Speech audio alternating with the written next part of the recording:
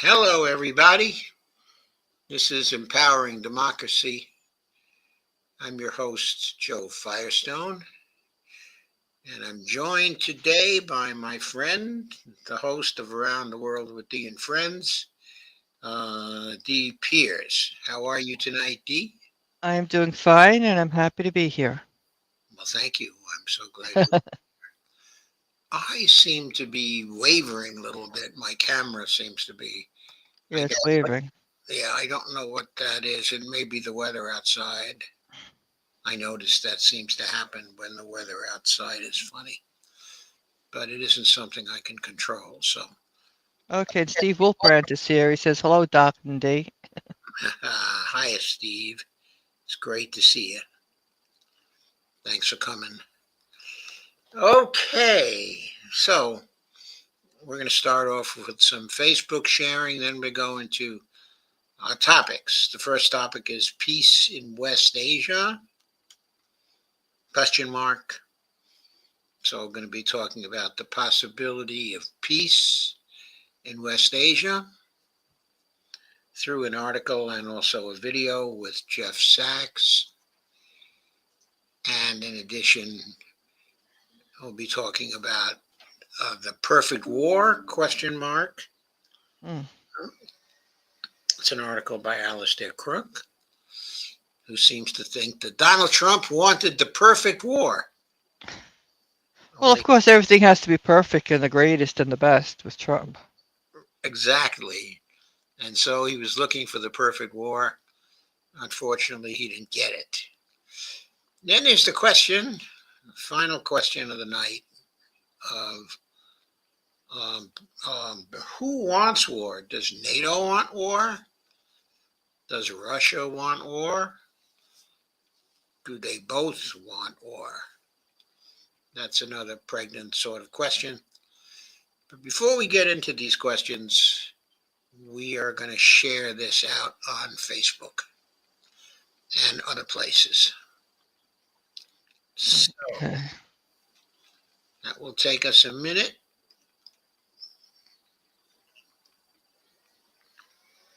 Yes, it's very important to share. Yes, it is.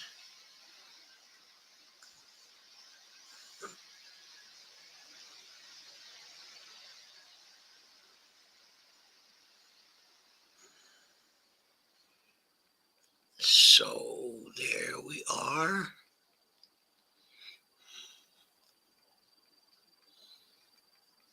And I think we have a few more folks here.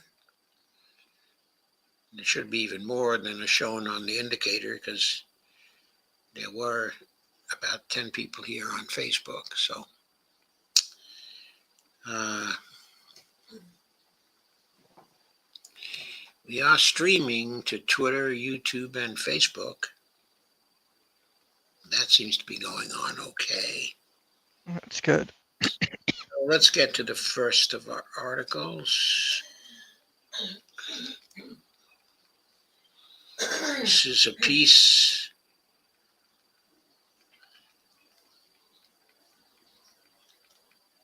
from the Un's Review. I think it probably originally appeared in Common Dreams, but I'll double check that. In any case, the title of it is The Time Has Arrived for a Comprehensive Middle East Peace. And it was written by Jeffrey Sachs and Sybil Farris, a collaborator of Jeff Sachs. And here we are. Here's a picture of Israeli Air Force fighter jets Mm-hmm. their way to attack Iran in June 2025. The attack by Israel and the U.S. on Iran had two significant effects. First, it once again exposed the root cause of turmoil in the region. Israel's project to, quote, reshape the Middle East, unquote, through regime change, aimed at maintaining its dominance and blocking a Palestinian state. Second, it highlighted the futility and recklessness of this strategy. The only path to peace is a comprehensive agreement that addresses Palestine's statehood, Israel's security, Iran's peaceful nuclear program, and the economic recovery of the region. I think I agree with Jeff Sachs about all that. Israel wants to topple the Iranian government because Iran has supported proxies and non-state actors aligned with the Palestinians.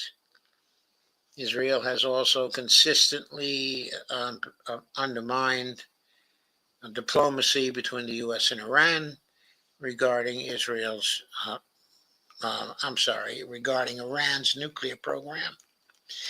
Instead of endless wars, Israel's security can be ensured by two key diplomatic steps. One is ending militancy by establishing a Palestinian state with UN Security Council guarantees and lifting sanctions on Iran in exchange for a peaceful and verifiable nuclear program. The far-right Israeli government's refusal to accept a Palestinian state is the root of the problem. I have to agree, that is the root of the problem, because we've already seen that the Iranian government was willing to sign a treaty that accepted an inspection regime to ensure that it fulfilled the conditions of that treaty. Of course, as we all remember, it was the United States that withdrew from that treaty in Donald Trump's first term in 2019. Going on with the article.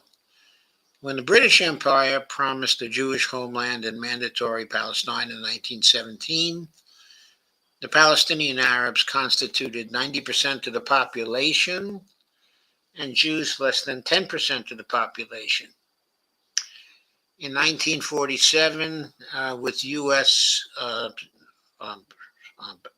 Intense forms of lobbying, the UN General Assembly voted to grant 56% of Palestine to a new Zionist state, while the Jews were only 33% of the population. This is true, okay, of course, but it also distorts things a little because much of the 56% of Palestine that was granted to form a new state, Zionist state, much of the 56% was composed of the Negev, which is, after all, a desert. So if you look at the fertile areas, okay, I don't think the ratio was 56% to 44%. I'm not sure exactly what it was, but I seem to remember that it was far less of the areas that were considered to be habitable. I think that split was more like a 50-50 split, but still the Jews did have only 33% of the population. That's correct. Palestinians rejected this as a violation of their right to self-determination. And I think they were right about that. After the 1948 war, Israel expanded to 78% of Palestine, and in 1967 occupied the remaining 22%. Gaza, the West Bank, East Jerusalem, and the Golan Heights. All absolutely correct. Instead of returning occupied lands in exchange for peace, Israeli right-wing politicians insisted on permanent control of 100% of the land, with the Likud founding charter declaring in 1977 that there would be only Israeli sovereignty between the sea and the Jordan River. Unquote. Netanyahu represents this policy of domination and has served as prime minister for a total of 17 years since 1996. When he came to power, he and his U.S. neocon allies authored the, quote, clean break, unquote, strategy to block the creation of a Palestinian state. Instead of pursuing land for peace, Israel aimed to reshape the Middle East by overthrowing governments that supported the Palestinian cause. The U.S. would be the implementing partner of this strategy. This is exactly what happened after 9/11, as the U.S. led or sponsored wars against Iraq, invasion of 2003, Lebanon, U.S. funding and arming the Israeli aggression, Libya, NATO bombing in 2011, Syria, the CIA operation during the 2010s, Sudan, supporting rebels to break Sudan apart in 2011, and Somalia, backing Ethiopia's invasion in 2006. That's quite a record of destruction in the service of Israel, if I may editorialize a bit. Contrary to the glib promises by Netanyahu to the U.S. Congress in 2002, that regime change in Iraq would bring a new day to the Middle East. 2003 Iraq War augured the events that were to come across the region. Iraq descended into turmoil. Since then, each new war has brought death, destruction, and economic disarray. This month, Israel attacked Iran, even as talks between Iran and the U.S. were underway to ensure the peaceful use of Iran's nuclear program, repeating the same WMD propaganda that Netanyahu used to justify the Iraq War. Israel has been claiming for more than 30 years that Iran is on the verge of acquiring nuclear weapons. However, on June 18, 2025, the IAEA Director General stated that there is, quote, no proof of a systematic effort, unquote, by Iran to develop these weapons. More to the point, Iran and the U.S. were actively engaged in talks according to which the IAEA would monitor and verify the peaceful nature of the nuclear program of Iran. The attack on Iran proves yet again the futility and the nihilism of Netanyahu's approach. The Israeli and U.S. attacks accomplish nothing positive. According to most analysts, Iran's enriched uranium remains intact, but is now in a secret location rather than being under the monitoring of the IAEA.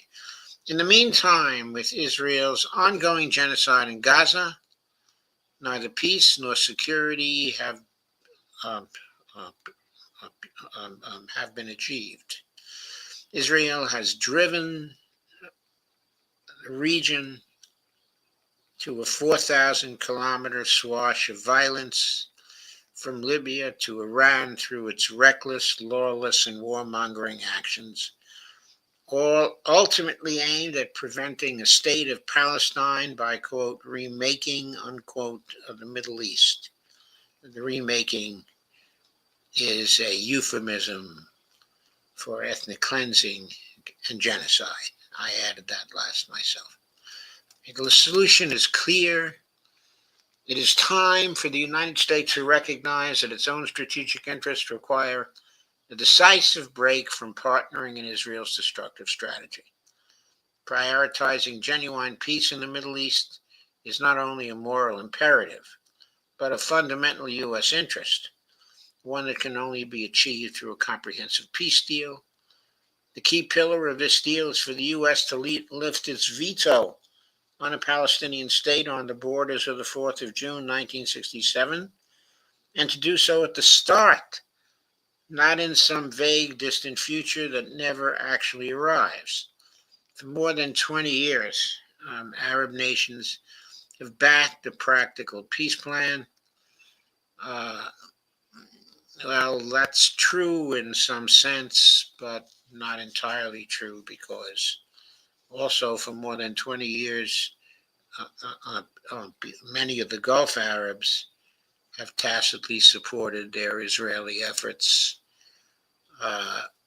to torpedo any practical peace plan. That has to be mentioned, I think. So too has the Organization for Islamic Cooperation, the OIC, with its 57 member countries, and the League of Arab States, the LAS, with its 22 members. So too have almost all the nations in the UN General Assembly.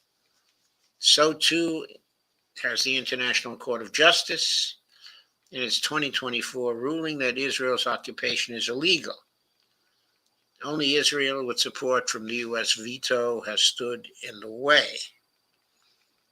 Here is a 7-point peace plan in which all parties would benefit. Israel would gain peace and security. Palestine would achieve statehood. Iran would win an end to economic sanctions. The U.S. would win an end to costly and illegal wars fought on Israel's behalf, as well as the risks of nuclear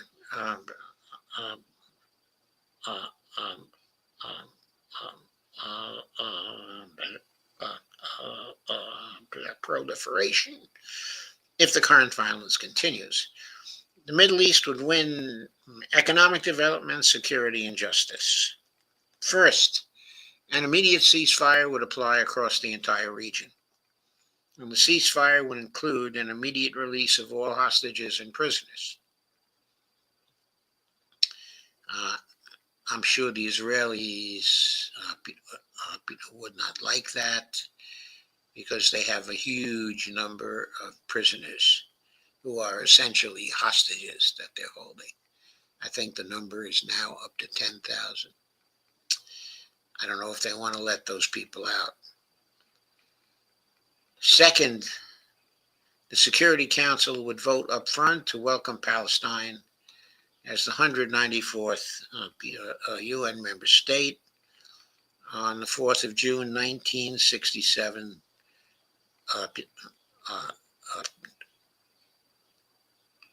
The borders of the 4th of June, 1967. With East Jerusalem as its capital, Israel and Palestine could subsequently agree on, mutually desired border adjustments. Third, Israel would withdraw from all territories occupied since 1967. The UN-mandated international forces would ensure a peaceful, orderly transition, the transfer of Palestinian territories to Palestinian authorities, and mutual security for both Israel and Palestine. Fourth, the territorial integrity and sovereignty would be guaranteed for Lebanon, Syria, and all states in the region. All non-state armed groups would be demilitarized, and foreign troops would be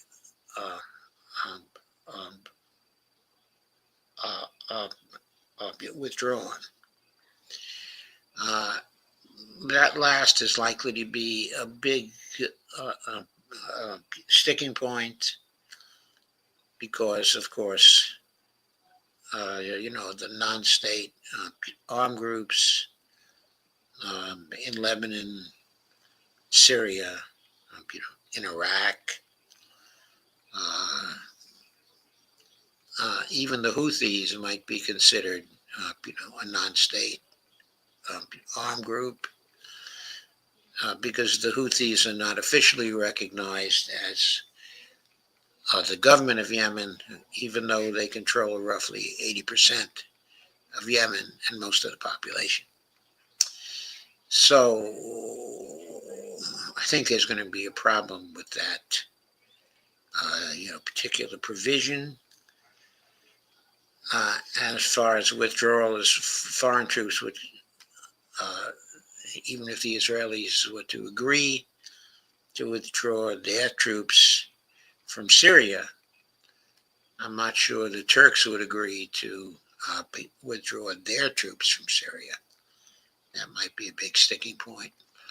Fifth, the UN Security Council would adopt an updated nuclear agreement with Iran, including binding verification, and with all economic sanctions on Iran lifted alongside Iran's verified compliance with the peaceful uses of its nuclear program. Sixth, Israel and all Arab and Islamic states would establish full diplomatic relations following the admission of the state of Palestine as a UN member state. Seventh, the Middle East nations would establish an international fund for rebuilding the war-torn parts of Lebanon, Syria, and Palestine, with contributions coming from within the region and from external sources, such as the United States, for example. So, Dee, what do you think of the proposal?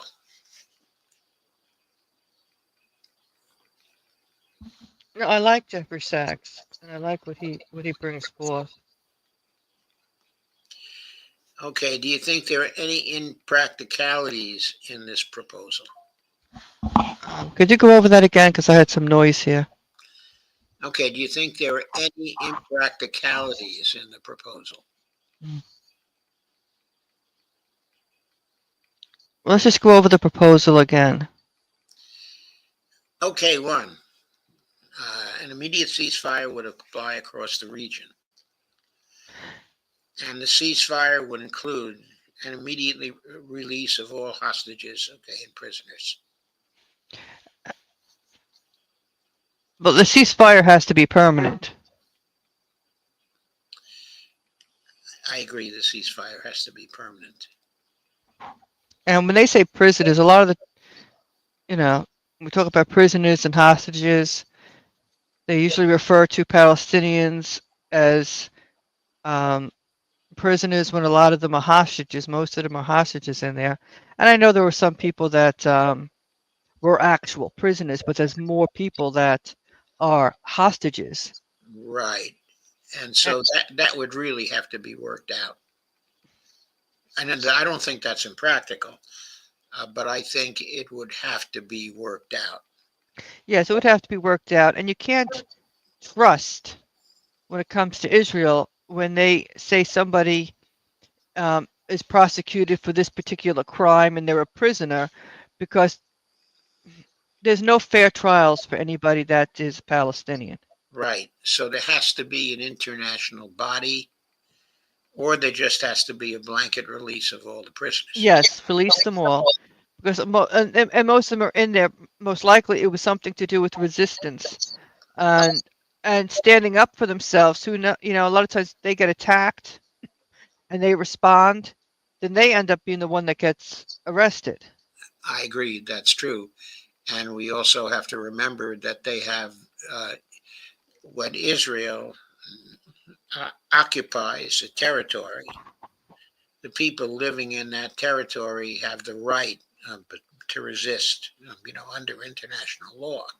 Right. And so if they're imprisoned for resisting, they should definitely, be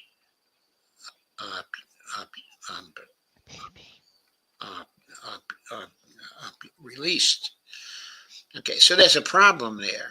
Okay, in other words, if you go into this, okay, and you say something like, well, let's put together some kind of international board of people to arbitrate one by one the release of the prisoners, that's going to be very complicated, and it's going to introduce all kinds of delays, objections. It seems like it's most practical and simplest to simply release all the prisoners. Definitely. but the question is, could the Israelis be made but to agree to that? They're going to have to be made to it. Yeah, they're going to have to be made to agree to it. I think probably they would if they sit down and accept a peace plan of this kind. They would only do it uh, if the alternative to their doing it is the end of Israel itself. Exactly. In other words, they would have to be in that kind of a position. We have to recognize they recently were in a position close to that because it was estimated that another 2 or 3 weeks of exchanges between the Israelis and the Iranians would have resulted in the complete collapse of Israeli society. Right, and that's basically is what's going to happen if they don't agree. I think so. I think so. So, second, the UN Security Council would vote up front to welcome Palestine as the 194th UN member state. Okay, the 1967 borders with East Jerusalem as its capital.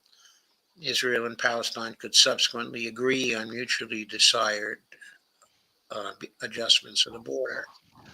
Uh, okay, I think that is one of the more practical elements here. Uh, as long as the United States to withdraw its opposition and allow the Security Council to pass a measure providing for that. I think that's among the simplest things to implement. And where the U.S. is concerned, there's got to be some type of restraint with the U.S., especially when it comes to the UN, because the U.S. is complicit with Israel. Israel could not have done what it did and what it continues to do without the U.S. So that would not be practical unless the U.S. changed its policy and was no longer complicit. So, third, Israel would withdraw from all territories occupied since 1967. UN mandated international forces would ensure a peaceful, orderly transition, a transfer of Palestinian territories to Palestinian authorities, and mutual security for both Israel, and Palestine. And I would say mutual security. There's got to be some type of psychological program where Israel is concerned because they've been indoctrinated. You have generations there that have been indoctrinated with this Zionism and this hatred for Arabs, their superiority. They've got to somehow, I hate to use the word re-educated, but there needs to be some type of education program for them to see how they were led astray. Okay, but I think that's a new element that would be added to the peace plan because I think what he's driving at here, is essentially police forces that would ensure a peaceful and orderly transition. Okay, I think the composition of the international police forces, might be a controversial thing, as to where they're going to come from.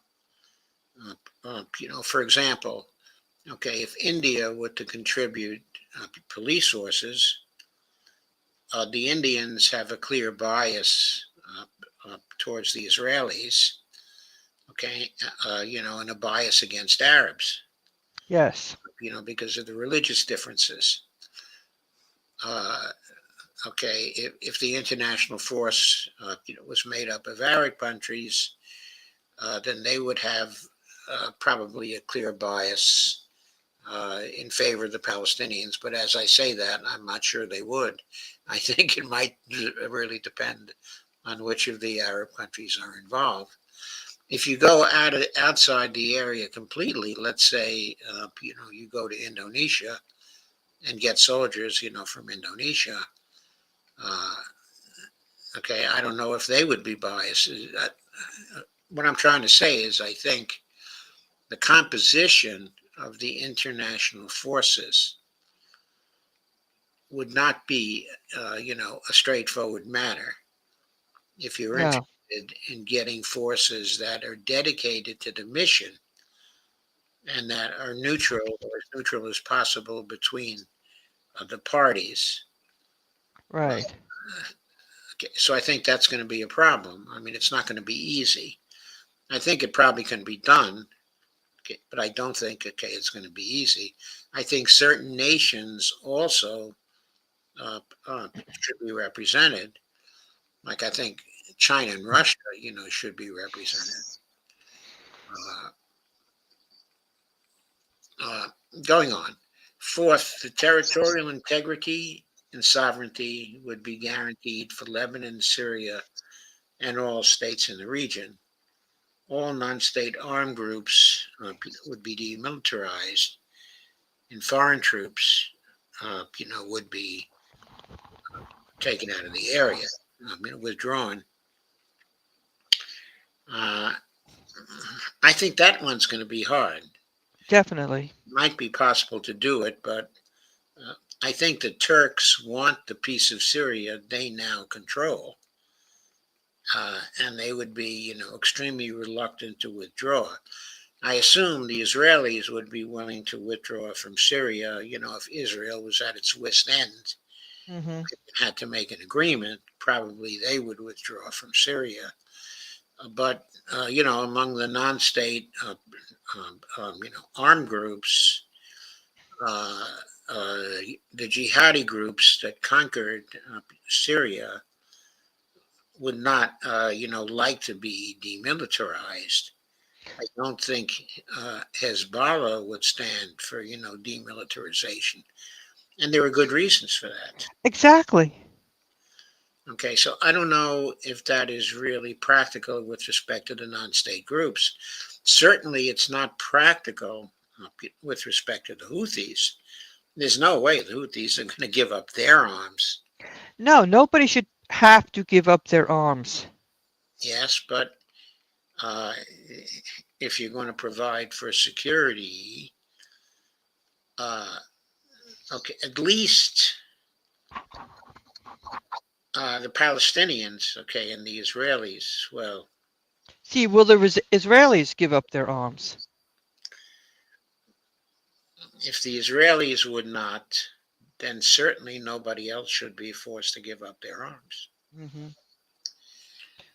So I think that's hard to do. The demilitarization aspect of this is very, very hard to do.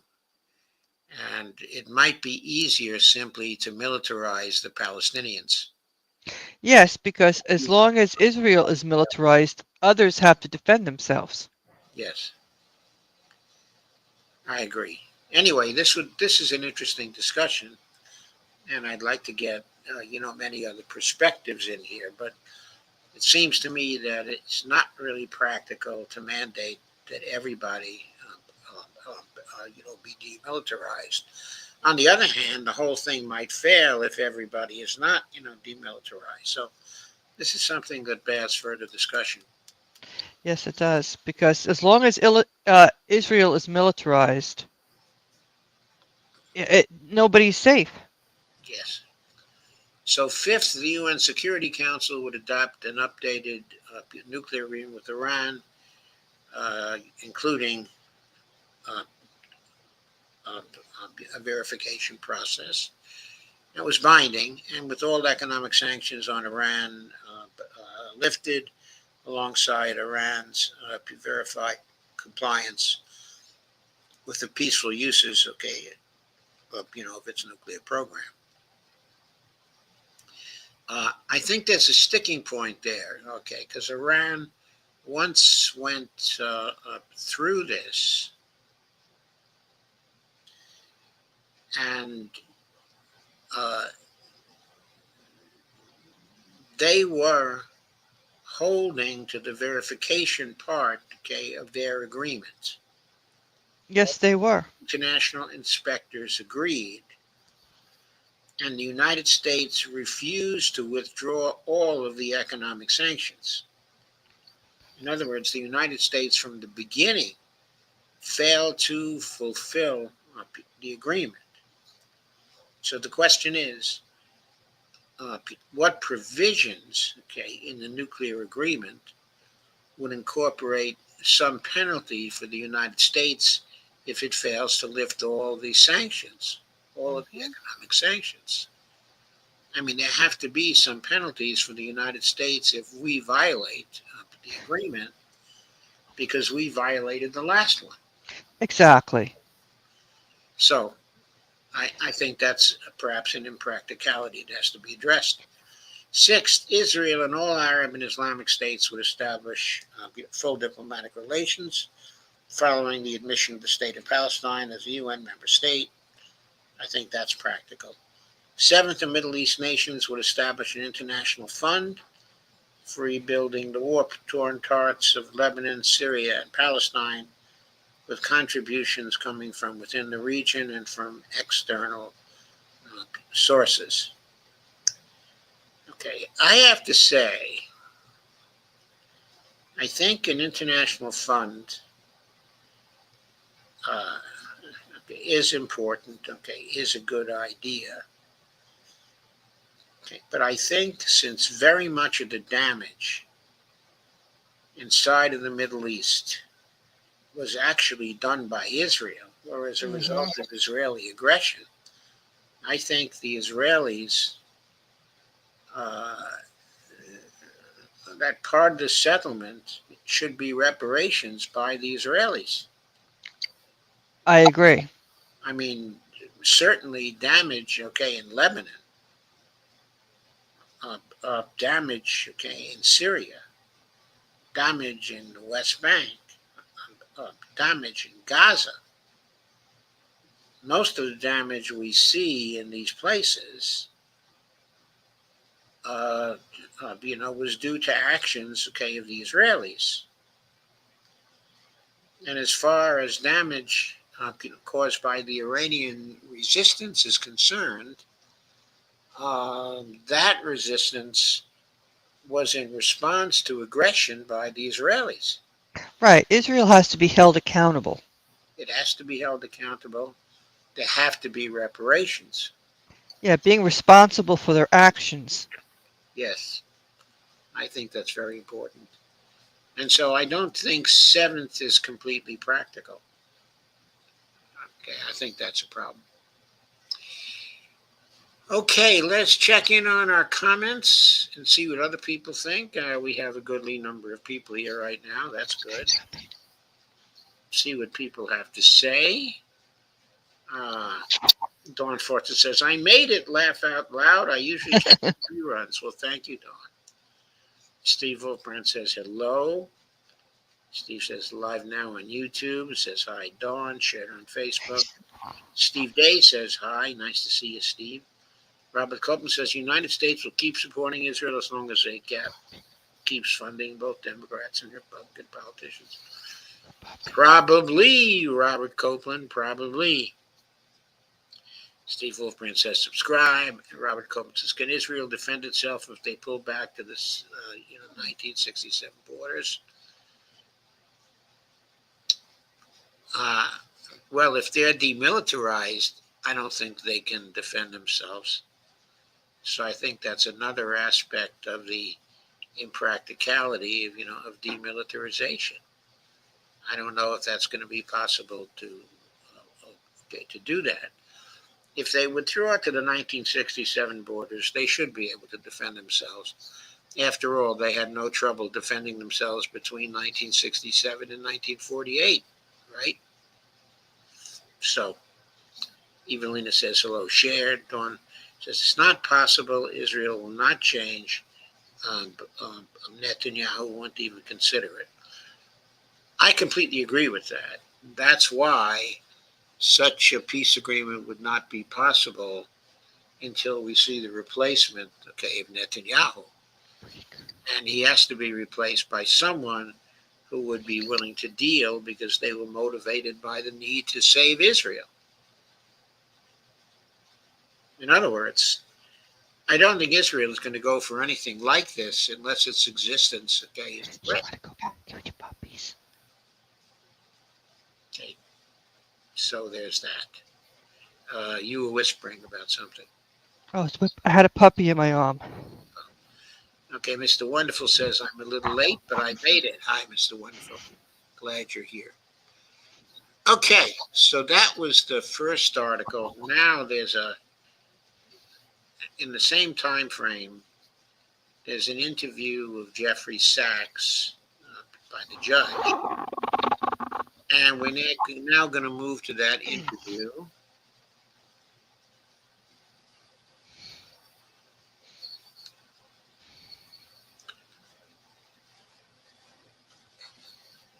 And we're going to go through most of it and make the comments.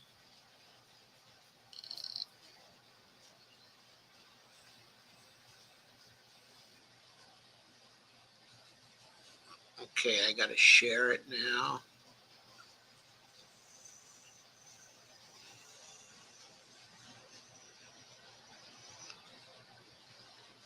Oh, looks like I am sharing it. Okay.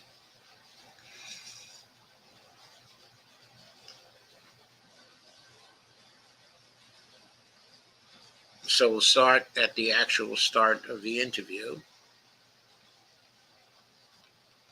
Lunchtime here on the east coast of the United Oops. Hey, I'm Sophie, and I'm one of the AI voices from Revoicer. My voice sounds so natural. Last week at the golf club, I noticed all the executives wearing these pants. The manager mentioned States, and as we speak, the President of the United States is having lunch with a homicidal maniac who also happens to be the Prime Minister of Israel. What do you expect Prime Minister Netanyahu is asking for now? Well, he's asking for what he's been asking for the last 30 years, which is carte blanche to use the United States to make wars across the Middle East, a blank check for the United States to continue its slaughter of Israel, to continue its slaughter with American complicity in Gaza, and probably trying to plot some renewed war against Iran. Netanyahu is a warmonger, and he came to power in 1996 as a warmonger with a theory. The theory was that war would remake the Middle East in Israel's image. He counted on the American people to trust Israel and to back Israel unconditionally. Essentially, the political system has until today. Trump has shown no capacity to differentiate, unfortunately, American policy from Israel's policy. We'll see if anything changes. I'm not optimistic on that point. But we know what Netanyahu wants because he always has said the same thing. At least he's consistent. He's consistently murderous, warmongering, and a disaster for the American people. And he will no doubt continue in that tradition today. Okay, so that, of course, is a characterization that uses language that may be seen, okay, as harsh, okay, and as somehow not objective. But to my mind, what he just said is completely justified and completely objective, even though it's not value free. What say you, Dee?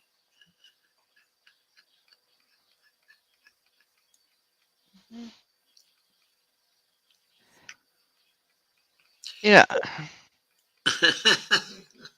I don't know what to say. Okay, all right, I'll go ahead then. Here is the Israeli foreign minister speaking on Channel 7 News in Israel. I'm sorry, not the foreign minister, an Israeli member of parliament, talking about the only way to save Israel is utterly destroy the Palestinian people. Cut number one. The war we are fighting today, which we embarked on the 7th of October, is a war against a Nazi enemy that threatened the existence of the Jewish people in the land. Now, okay, I just want to add here, okay, why is Hamas, okay, a Nazi enemy? I mean, what is Nazi about them? They claim that they were with Hitler, that the Palestinians were sided with Hitler to get rid of the Jews. That's their propaganda. That was a very long time ago. The Hamas of today was not even born then. Right. I mean, they were not even born then. And the point was, way back when, the Palestinians had a problem with so many people coming in, and you had the Zionist gangs that were terrorizing them. So, Yeah, there are two sides to that question, but the point is, right now, the Hamas people do not, to my mind, share any of the ideology of the Nazis. no, they don't. I mean, he should look in the mirror. I know. If he's looking for people who share an ideology similar to the Nazis, he should look in the mirror. Right, step-by-step Israel. plan. That is the whole truth. So the prime minister decided to do it sequentially. I'm with him. No problem. Let's do it sequentially. You eliminated Hezbollah. You dealt a severe blow, maybe. No, they did not eliminate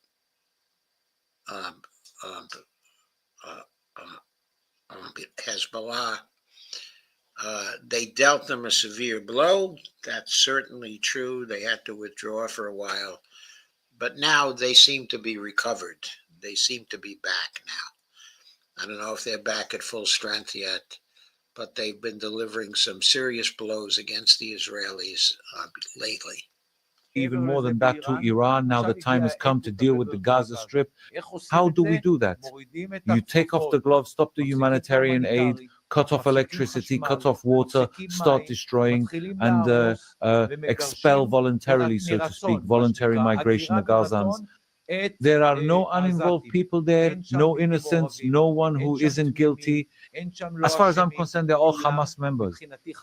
So the point is, what he's saying is go out there and commit war crimes.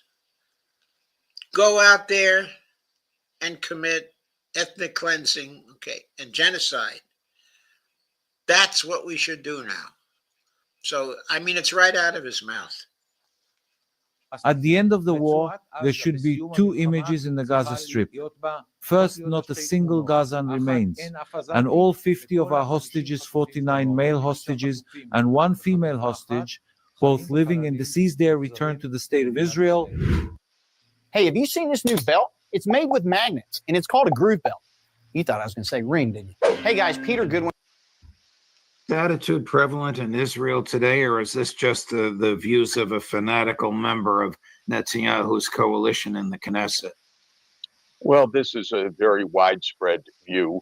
I don't think it's possible to quantify exactly who holds what view, but this is very widespread, and it is it's the language of the Nazi Holocaust. It is the language of genocide. It actually, sad to say, it is the language of the Bible in the book of Joshua, which many Israelis read literally.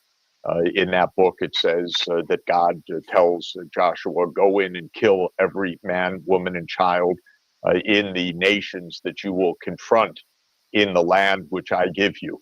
So in the book of Joshua, the Israelites are to commit multiple genocides. And this is taken as a literal command. This vulgarity that you just heard is genocidal language, pure and simple. There are no innocents. There will be no Gazans, no Palestinians left in Gaza. It's horrific. that is representing a policy that the Trump administration and the Biden administration and many administrations before that have supported. It's beyond cruel. It's beyond criminal. It is clearly, explicitly, vulgarly genocidal. And it's horrible to hear this, but you can hear this from many, many Israeli leaders. This is normal talk among the political class in Israel. This is normal talk among the government ministers. This is normal talk among the generals. This is normal talk among the Israeli Defense Forces in Gaza. They're killing people in cold blood by the dozens, sometimes the hundreds every day. They want to kill or expel all the people. And the United States is part of this. Why is it part of this? Well, it's very distressing to contemplate how the United States of America, how people in the United States of America, but especially our governments, hear this, know this, and pay for and supply the weapons to kill all these people. Right. So who is saying this? He's Professor Jeffrey Sachs. He's the director of the Center for Sustainable Development at Columbia University. He has a PhD from Harvard University. And by the way, he is Jewish. There is regrettably an American version of this as well by a well-known United States senator who believes that the Bible literally commands him as a senator elected by one of the largest states in the Union, Texas, to support the government of Prime Minister Netanyahu. You probably have seen this, but it's worth repeating. Chris? Growing up in Sunday school, I was taught from the Bible, those who bless Israel will be blessed, and those who curse Israel will be cursed. So that's in the Bible. As a Christian, I believe that. Where is that?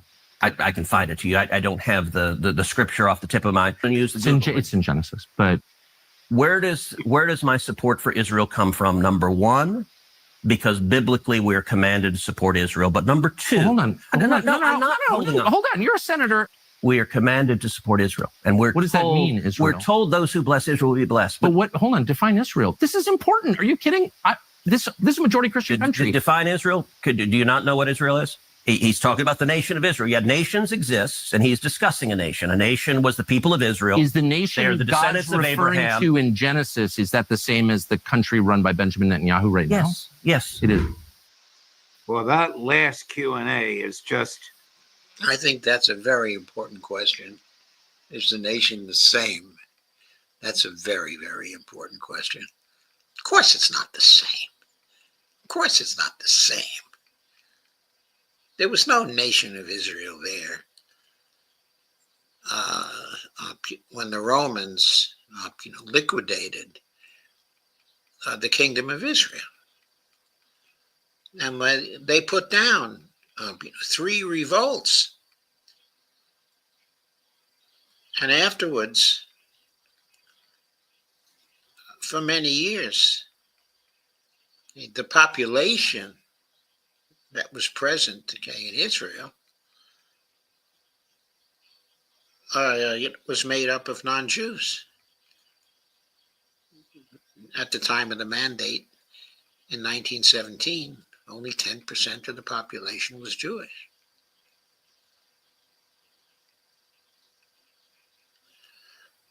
Also, just as a matter of fact, the nation of Israel was declared to be an independent nation and was recognized as one in 1948.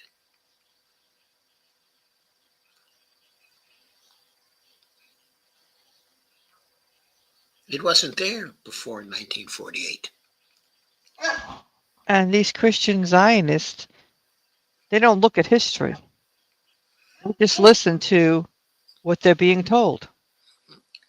And that's true for the Christian Zionists. But in Ted Cruz's case, it's much worse. He's highly educated. He knows all the facts. He's a liar, an out-and-out liar. Beyond remarkable, you're talking to a senator, a graduate of Princeton University and Harvard Law School, and he believes the reference in the Old Testament to Israel is a reference to the government of Benjamin Netanyahu today, or somehow carries over to that government. This is what we're dealing with, Professor Sachs. Is this a common attitude amongst Christian Zionists and Jewish Zionists in America today? No, but Senator Cruz takes millions or tens of millions of dollars from mega preachers who preach this, and Cruz makes his living on scooping up money from saying these things. That's what this is. The man is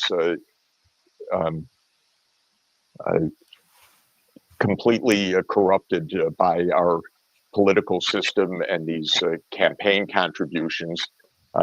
He's a nasty, ignorant man. We saw, if you watched the whole interview, he knew nothing about Iran, but he knew that he wanted to bomb Iran. Right. He had no idea how many people live in Iran. He knows nothing about anything, but he knows what to say to get millions and millions of dollars from his campaign contributors, who include the mega church Christian evangelical preachers, who, by the way, tell their congregations similar things and get vast money from their congregants. It's all a very sad system of monetary extraction and corruption. Oh my God! My mom ditched all her jeans after I bought her these. Get 3 with the price of 1. Do you expect, let's go back to this lunch in the White House, which is still going on. Do you expect that Prime Minister Netanyahu brought Mossad with him to school the president on their version of what's going on in Iran and why he needs to be more militarily aggressive with Iran? Well, we know that Mossad is joined at the hip with the CIA and has been for many decades in many crimes and murders, coups, assassinations throughout the world. And we know that Mossad played an important role in convincing Trump personally to bomb Iran in this latest display of our one-person rule. President does not have the right to go bomb Iran, to make wars, whether it's a 12-day war or any other kind of war. That prerogative belongs to Congress, but Congress is so corrupt, money-oriented, and dead to the truth that even when the president launches his wars, Congress doesn't care, that it is their function, not the president's function. So Jeff is underlining something obvious about the political system in the United States. Specifically, our political system is in trouble. Okay, it is corrupt, and the functions of our 3 branches are no longer operating as they should because of the influence of money on the presidency, on the 2 houses of the Congress, and even on the Supreme Court, of the United States. We've learned in recent years that various campaigns to become justices of the Supreme Court have been fueled by a very large amount of private money. So even the justices are corrupt, uh, by the money that has supported their nominations to the Supreme Court. Is Mossad there? Of course it's there. Mossad and the CIA have run policy for the United States for decades. This is not something new, nor is it surprising, nor would it be, well, it may be denied or whatever, but no one would take seriously such a denial. This is the essence of policy making, that it is murderous, that it is secretive, that it is against law, both international and domestic. And that's a very important point. The CIA, okay, in our case, is freely breaking the laws of the United States, okay, and international law. This institution does it every day. Its law breaking is simply ignored by the other institutions of government. This is only one of many things that we have to change. This has been getting us into wars. It's why we have the forever wars. It's why people in the United States are so fed up with war. And that impunity is the whole style of government. What did Israel do with Iran in the middle of the negotiations supposedly taking place between the US and Iran? It went in and not just bombed Iran, but murdered dozens of people, blew up whole buildings for their targeted individuals. This is Mossad operations. It's Murder Inc., but it is part of the U.S. scene completely. We're Phoenix Energy, a family-owned oil company focused on unleashing American oil from North Dakota and Montana. But it's not simply Mossad. The point is that these operations are often jointly planned by Mossad, by the CIA, with the collaboration of MI6. It's like transnational. Like there's a deep state that's transnational that has decided to support the government of Israel, okay, in its aggressions against all the other states in the Middle East. Do you think that Donald Trump's bombs hurt Iran or helped Iran? Made it weaker or made it stronger? I think it made the instability in the world much worse. Most likely, the Iranians had removed their enriched uranium before the bombing because they had plenty of notice, and it was reportedly 400 kilos and not hard to move, according to the experts that I've seen give very detailed accounts on this.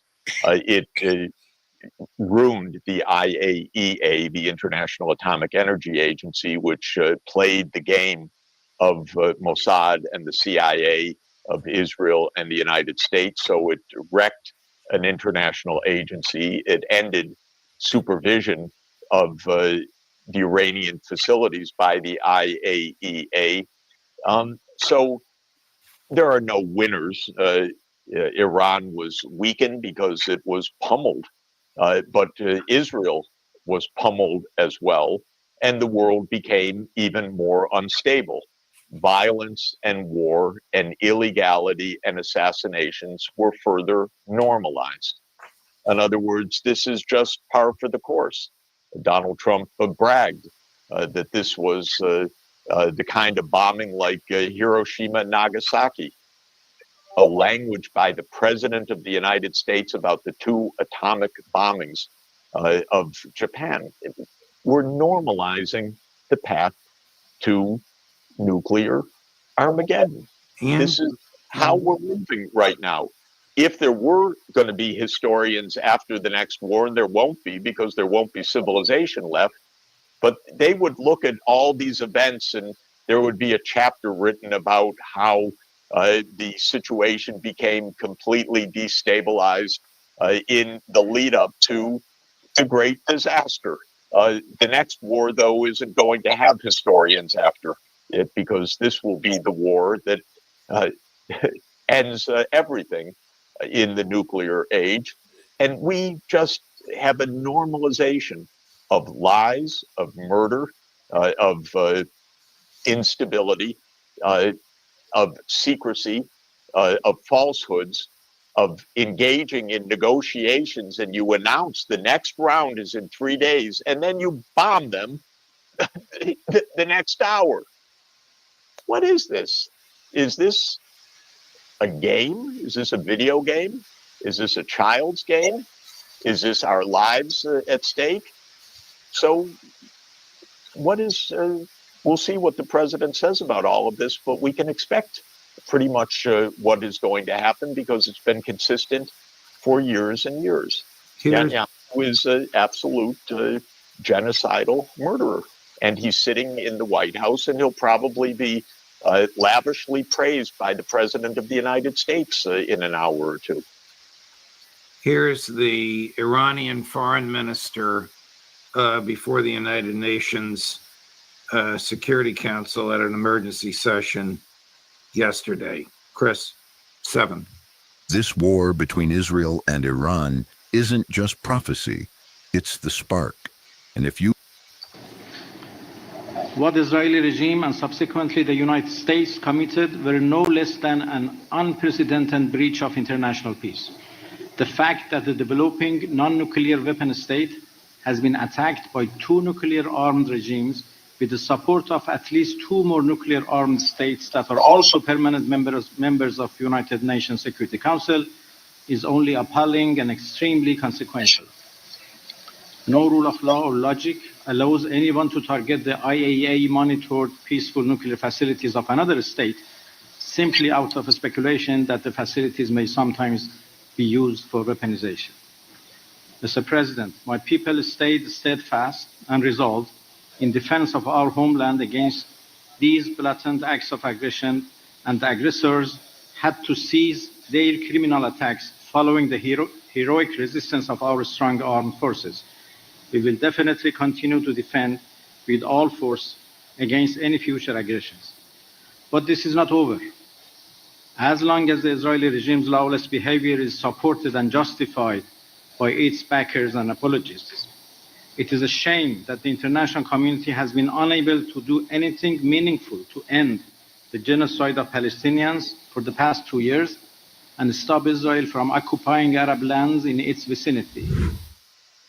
So I was wrong. It was not the Security Council. It was a BRICS meeting, but you heard what he said.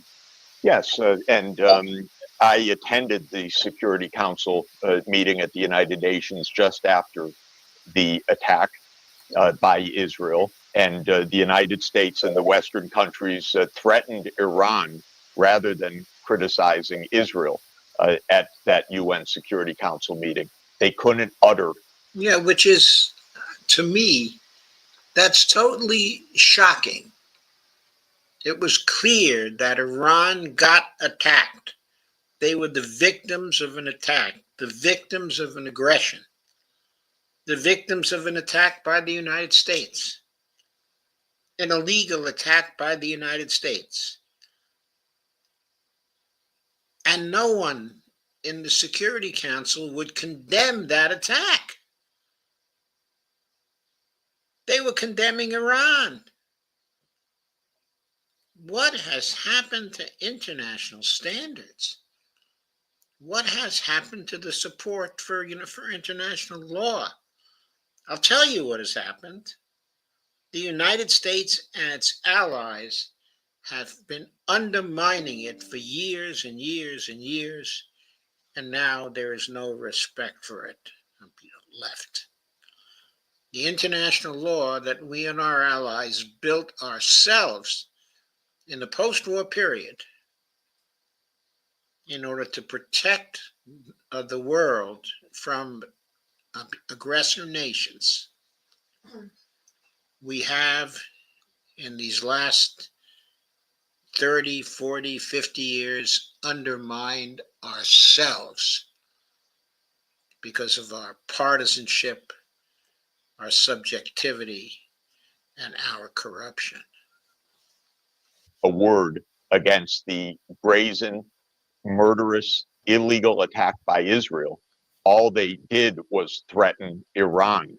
If Iran responds, if Iran retaliates, it was shocking to see the brazenness, the double standards, the hypocrisy, the lawlessness by the United States and its European allies in the UN Security Council. I listened to the ambassador from Denmark, for example. She couldn't even have one sentence about Israel attacking Iran. Her whole speech was an attack on Iran. And Judge, I took the chance to look up because I was pretty sure that Ted Cruz had it wrong about what the Bible says. I wanted to verify it. He was referring to Genesis 12:3.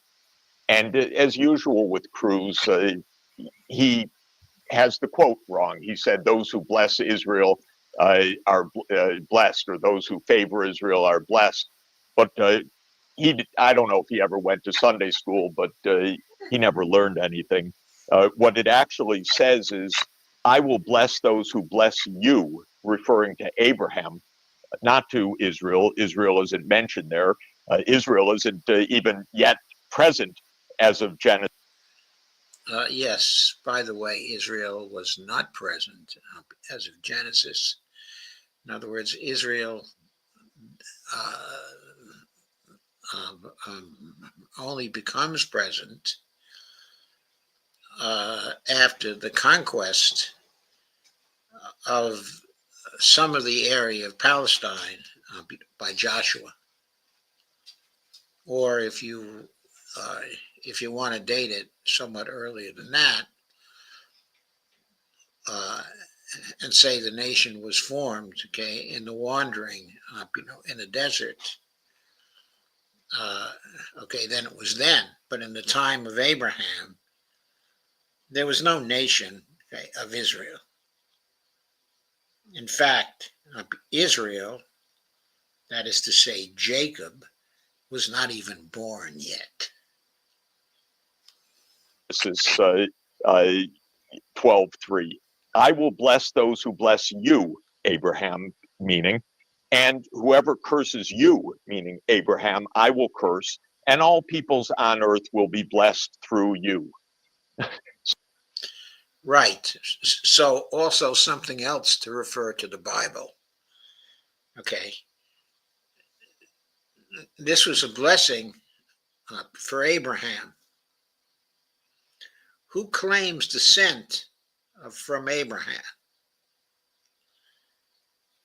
Not only the Jews, not only the children of Israel, but also the descendants of Ishmael, who was the son of Abraham as well. And of course, the Arabs claim they're descended from Ishmael. So if you want to be consistent with Genesis, you should be blessing the Arabs equally. So Cruz can't even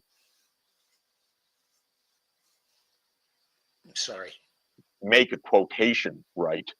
He doesn't know the Bible. He doesn't know his Sunday school. He doesn't know how many people are in countries that he wants to bomb. He's an ignoramus, but he makes a lot of money, by the way.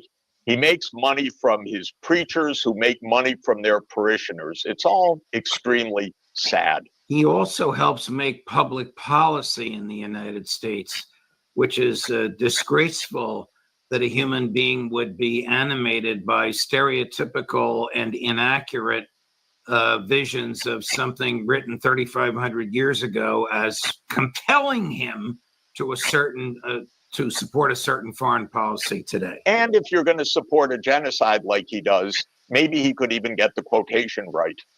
Maybe he could even take the 10 seconds to open the Bible, as I just did, as you were playing one of the clips, so that I could read Genesis 12:3. No, he doesn't care.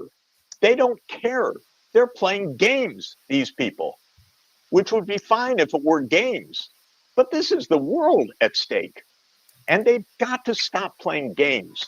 They've got to start telling the truth.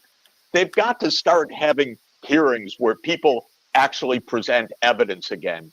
They have to start abiding by the U.S. Constitution, which puts the responsibility for war and peace in Congress, not in the hands of one. There's one simple salt trick that anyone can use to fight off nerve pain almost overnight. Did you know that neuropathy has little to do with your nerves? Person. This is what is at stake in all of this. And they're playing games with our lives. Scott Ritter just told us that he has seen videos of American contractors who to a person are former military whom he described as maniacs, shooting Palestinians as they're lining up to get food in Gaza and high-fiving each other for doing it. Now, how can Donald Trump permit that to occur? These people should be indicted by the Justice Department and prosecuted for murder. Before our political system fell apart in the last few decades at the hands of corruption, the Israel lobby, big money, so that we don't talk about anything truthful, there used to be a time several decades ago when an event like that would have been news. It would be discussed. We have seen the people being massacred as they show up in this U.S. concocted phony relief process.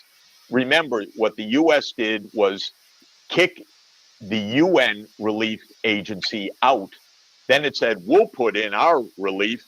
And of course, Israel murders the people as they go in for food. It starves them. And then when the people line up, it murders them. Well, we can recall Nazi atrocities like that. And what we're seeing is atrocities before our eyes.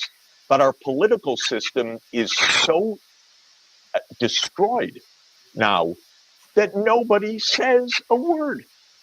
There's no seriousness. There's no hearings. There's no question of justification. Of course, we also have the Supreme Court that just ruled that Donald Trump can issue decrees as he wants, and the federal courts can't do anything about it, says the Supreme Court of the land. So, well, they didn't quite say that. There are loopholes still. One may have to define a class of people. That's the object of the executive order. But one can take class actions still and have the district courts come out with the same results, okay, as they did by simply rendering a decision with implications that are nationwide.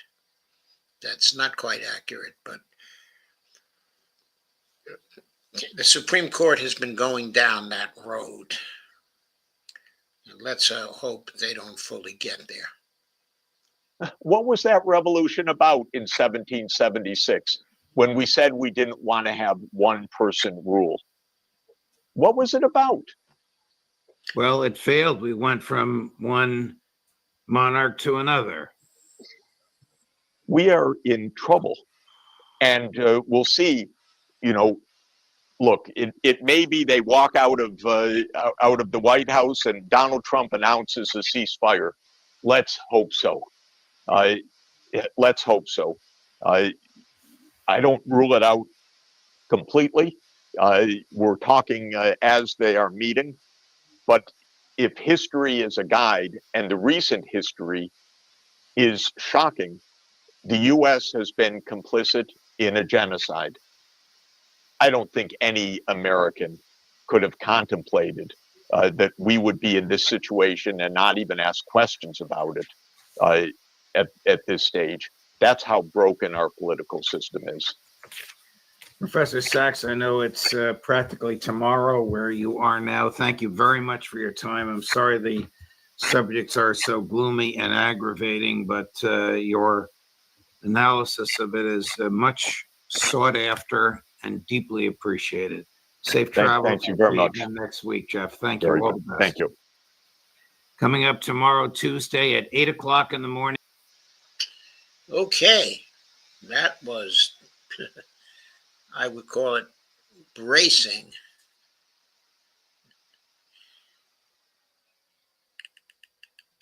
Let's get into some of the comments.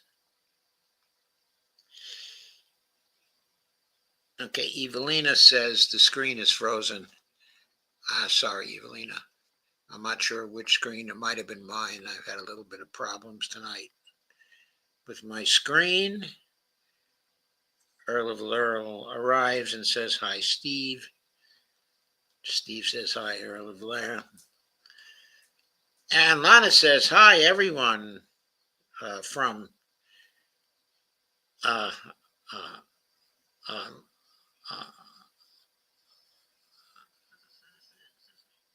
the city of Minneapolis. Earl of Laurel says, Lana Dell hates the clock. Lana says, share it to Facebook. Lana says, how's it going, Earl? Earl says, I'm just doing my best to maintain my sanity in this psychotic clown world. How are you? Michelle DeVilliers is here. It says, Mays Middleton, a state senator from Wallsville, is waiting a bill in Texas that allows churches to preach political views. He said Abbott has signed it. I thought they were preaching political views for years. And Michelle says touting, not waiting. Oh, touting a bill in Texas that allows churches to preach political views.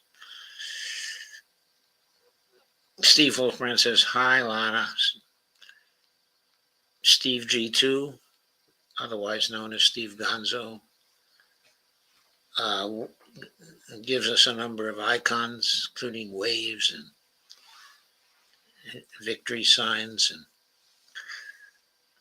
it says, PSA, China just gave Iran some long-range defense systems. Yes, I'm aware that was happening. Jeff Denton says, after the United States threatened Iran for more than 30 years. Hey, Jeff. Haven't seen you for a while. Evelina says, which countries are in the Security Council? I forget. I can't tell you which are in it but right now because there are, I've even forgotten how many members are in the Security Council. But the point is, there are 5 members who are permanent members of the Security Council and who can veto.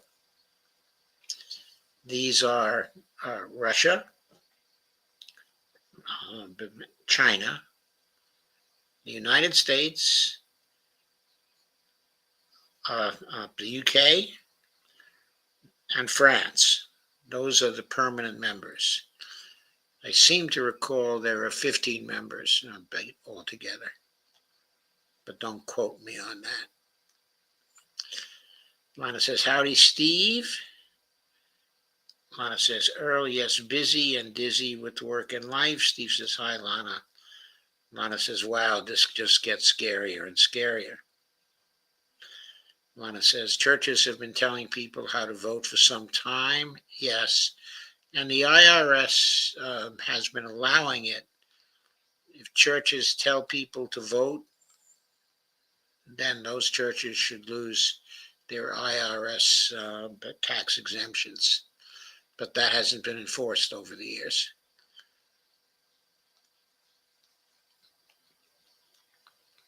Alana says, to change us, they are now free to endorse candidates openly. Grr. Alana says, AI, cut, paste. Alana says, 5 permanent members, China, France, Russian Federation, the United Kingdom, and the United States. And 10 non-permanent members, 15 altogether, elected for 2-year terms by the General Assembly with end of term. Year, Algeria 2025, Denmark 2026, Greece 2026. Thank you, Lana. Thank you indeed. Okay. So now we're going to go on to our next piece, which is a piece by Alistair Crook, and it's Dee's turn to take that on. All right. So there it is, Dee. I've got to put it up top. Get to Okay. the top. There it is. Okay. The land of performance. Trump wanted a perfect war.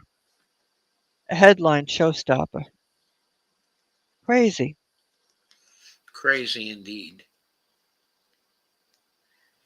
Quote, depending on who you ask, the U.S. bombing of Iran's nuclear facilities in Fordo, Natanz, and Isfahan was either a smashing success that severely crippled Tehran's nuclear program, or a flashy show whose results were less than advertised. In the grand scheme of things, all of this is just drama. The big issue, second only to, quote, what next in Iran and how they might respond, says Michael Wolff, who has written 4 books on Trump, is, quote, how the MAGA is going to respond, in line with Fox News tells them to do. Yes. Quote, and I think he, Trump, is genuinely worried, Wolff emphasizes, and I think he should be worried. There are 2 fundamental things to this coalition, immigration and war. Everything else is fungible and can be compromised. It's not sure those 2 elements can be compromised.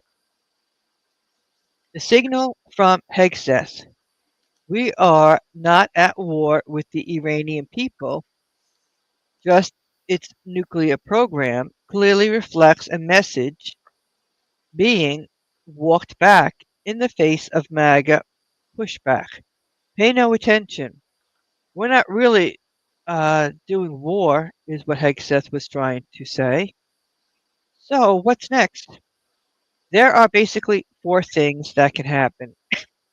First, the Iranians can say, okay, we surrender, but that's just not going to happen. The second option is protracted war between Iran and Israel, with Israel continuing to be attacked in a way that it has never been attacked before. And thirdly, there is attempted regime change, although this has never been successfully achieved by air assault alone. Historically, America's regime changes have been accompanied by mass slaughter, years of instability, terrorism, and chaos. Okay, all this, of course, is very correct, but Yes, it is. Okay, I do want to comment here. I think the first option, the Iranians saying, okay, we surrender. I agree with Alistair. That's just not going to happen. No, it's not. The second option is protracted war between Iran and Israel, with Israel continuing to be attacked, in a way that has never been attacked before. Okay, I think that's a real action here, because the United States has a way of getting into protracted wars, staying into protracted wars. But I think we have to recognize that I don't think Israel is capable of existing in a protracted war. When the current ceasefire was imposed by the United States. It was imposed in order to save Israel, because if the exchanges between Iran and Israel had continued for another 2 to 3 weeks, it was clear that Israel was going to be destroyed. The same is true, okay, if there's a ceasefire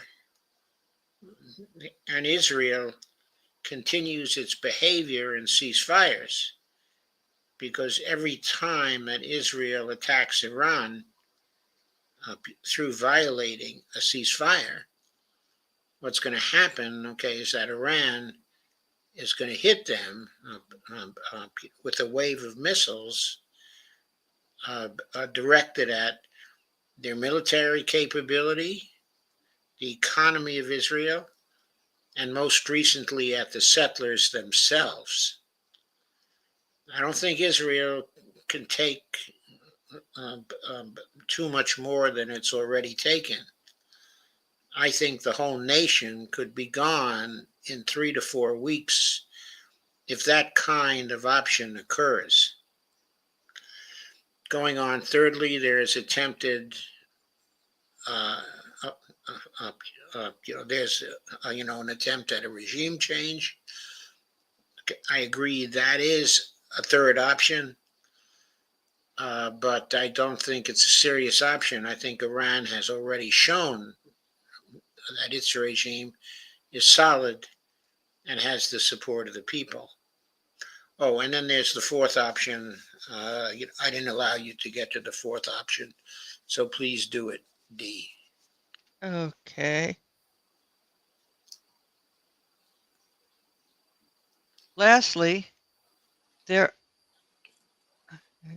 are those who warn that nuclear Armageddon is on the table with the aim of destroying Iran. But that would be a case of self-harm. This is likely would be Trump's Armageddon too at the midterm elections. Okay, so I certainly agree with that, but I think if there is a nuclear Armageddon aimed at Iran, okay, it is likely that we would get extremely strong attacks on our own bases, not only in West Asia, but in Europe, okay, as well. And perhaps we would also get some retaliation of a nuclear nature here in the United States. That would be extremely dangerous if we attempted that. It would be reckless. Okay, please go on. Let me explain, says Wolf. Quote, I have been making lots of calls, so I think I have a sense of the arc that got Trump to where we are with the strikes on Iran. Calls are one of the main ways I track what he is thinking. I use the word thinking loosely. Quote, I talk to people whom Trump has been speaking with on the phone. I mean, all of Trump's internal thinking is external, and it's done in a series of his constant calls. And it's pretty easy to follow because he says the same thing to everybody. So it's this constant round of repetition. Quote, so basically, when the Israelis attack Iran, he got very excited about this, and his calls were all repetitions of one thing. Were they going to win? Is this a winner? Is this game over? They, the Israelis, are so good. This really is a showstopper. Quote, so again, we're in the land of performance. This is a stage, and the day before we attack Iran, his calls were constantly repeating. If we do this, it needs to be perfect. It needs to be a win. It has to look perfect. Nobody dies. Okay, so about that last, nobody dies. People did die in the Israeli attack. Okay, specifically, many of the Iranian military leaders were assassinated, okay, in their attack. and a large number of nuclear scientists were also assassinated by the Israelis in that attack.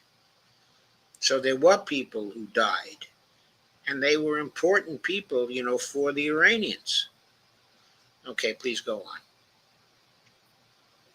Trump keeps saying to interlocutors, quote, we go, quote, in boom out, big day. We want a big day. We want, wait for it, Wolf says, a perfect war.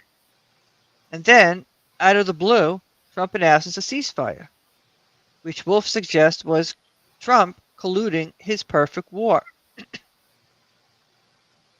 And so, suddenly, with both Israel and Iran apparently cooperating with the staging of this, quote, perfect war headline, he gets annoyed that it doesn't run perfectly.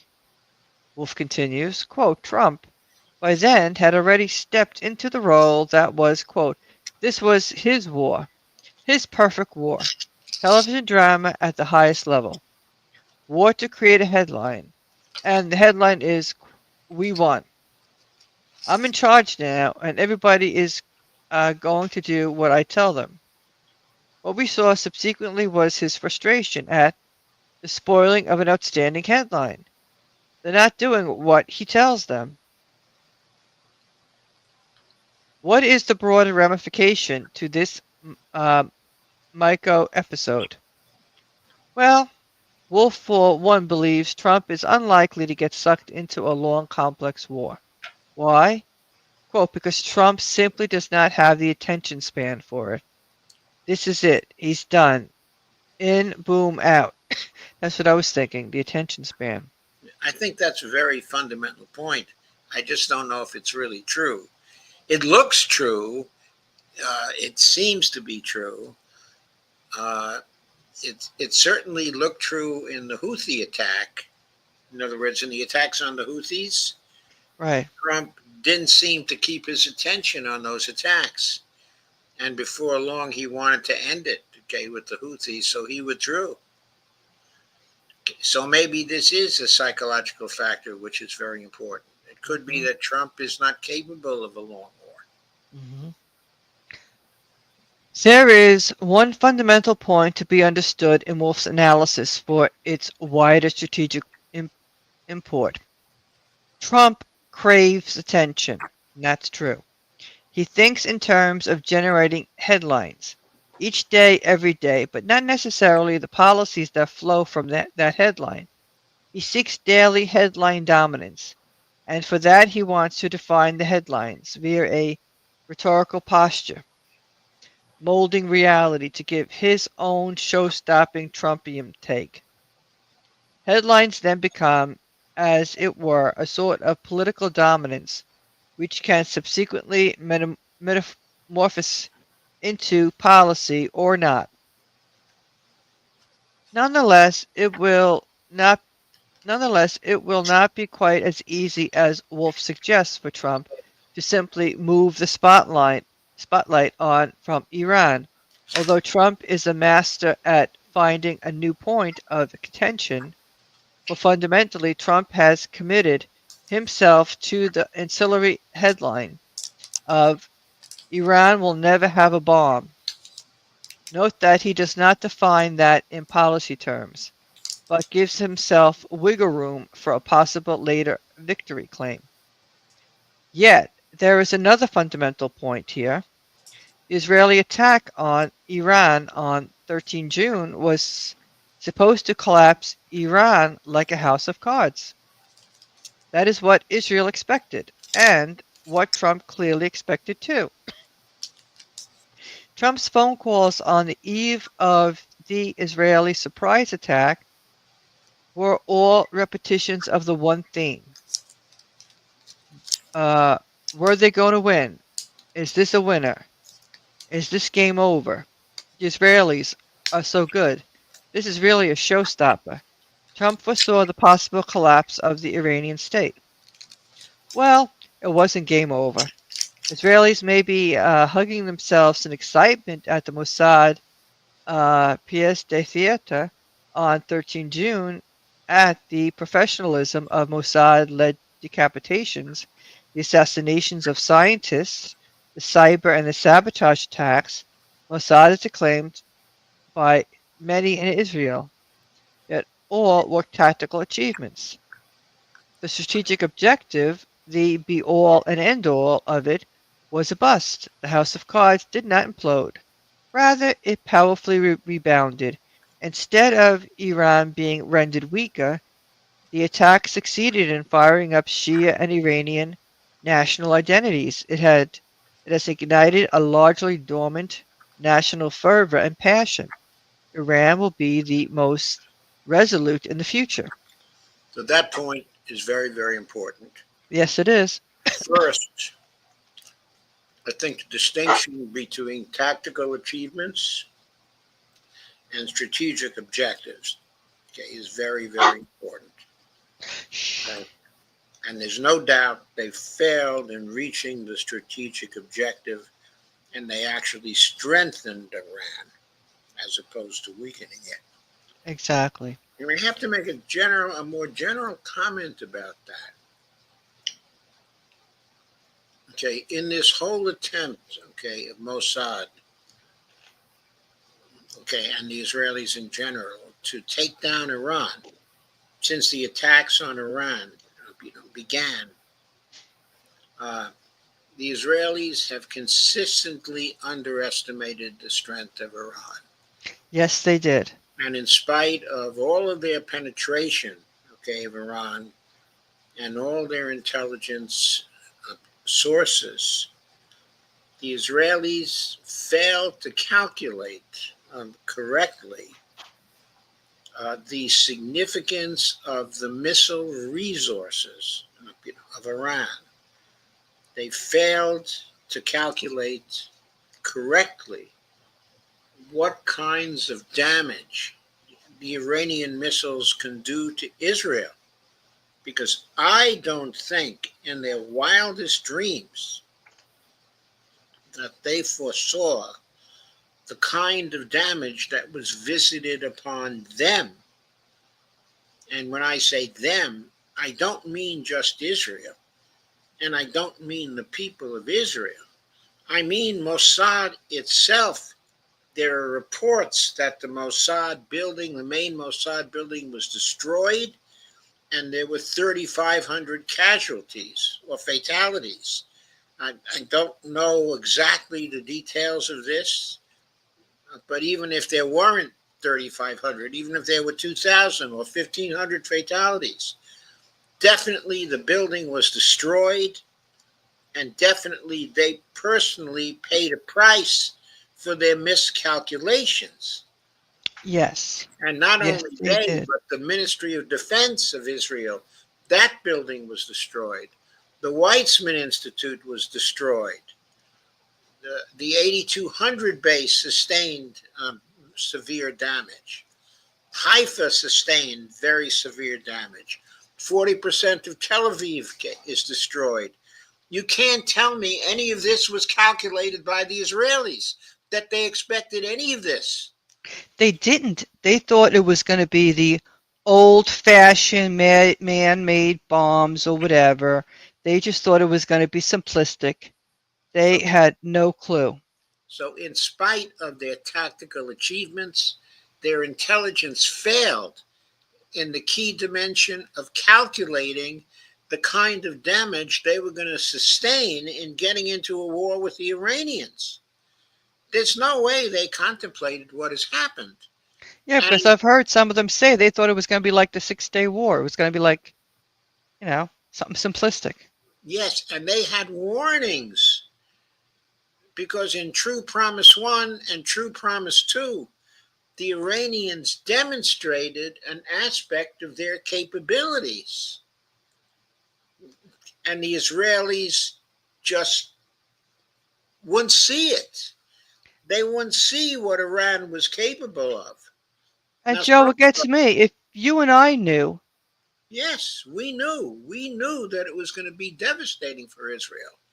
Okay, now we were incorrect. I was incorrect anyway, okay, in relation to my calculations of the kind of damage the Israelis could do to their air defense system. I mean, I thought the Iranians had a much better air defense system than they turned out to have. That was because I thought they had gotten some S-400 systems from the Russians already. I had no idea they had refused the S-400 systems because I couldn't contemplate they were that stupid, but they were. Okay, so right, and then they said something about being offline. Something in the very beginning they weren't. Yeah, there were some things offline because of cyber warfare, but I'm not talking about the cyber warfare. They never got the S-400 systems. I know, and that was ridiculous on their part. Yeah, that was ridiculous. They had the opportunity, but they never got them. Okay, so that was an interesting thing. So I was wrong in overestimating their capabilities for air defense, but you and I were not wrong in calculating what kind of damage the Iranian missiles could do. I remember a long time ago, we had some live streams that estimated the approximate size of the inventory of missiles the Iranians had. Exactly, that's what has me. If you and I saw these videos, we saw it. What, did they think it was propaganda or something? I don't know what they thought, but there was an intelligence failure in calculating the expected damage from the Iranian counterattacks that were very, very likely to happen. And the Israelis have paid dearly for it. Their economy is in shambles. Their psychological state, I mean, they have to be suffering from, whatever they call that syndrome. I've forgotten now. PTSD? PTSD, indeed. They've got to be suffering from PTSD. Also, moreover, the military had high casualties. And civilians did not have high casualties because the Iranians weren't targeting the civilians. But they killed thousands of the military and thousands of the Mossad.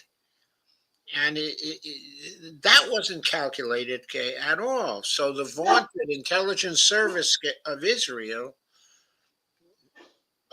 failed in this dimension of being able to anticipate what the price would be that Israel would have to pay for its attack on Iran. They didn't get that right. They failed, and it's a big failure. And it's the kind of failure I hope the United States doesn't have. Okay, in other words, if we get involved in a war with the Russians, we better be accurate in our estimations of the price we're going to pay. And I fear we won't be accurate, that our CIA will engage in wishful thinking, and our other intelligence agencies will too. Anyway, let us go on. So, if the Israeli 13 June assault didn't succeed, why would the plan go any better the second time around? And with Iran fully prepared? A long attritional war with Iran may be Netanyahu's preference to fuel his own hope for, quote, great victory headline. But Netanyahu cannot pursue such delusions.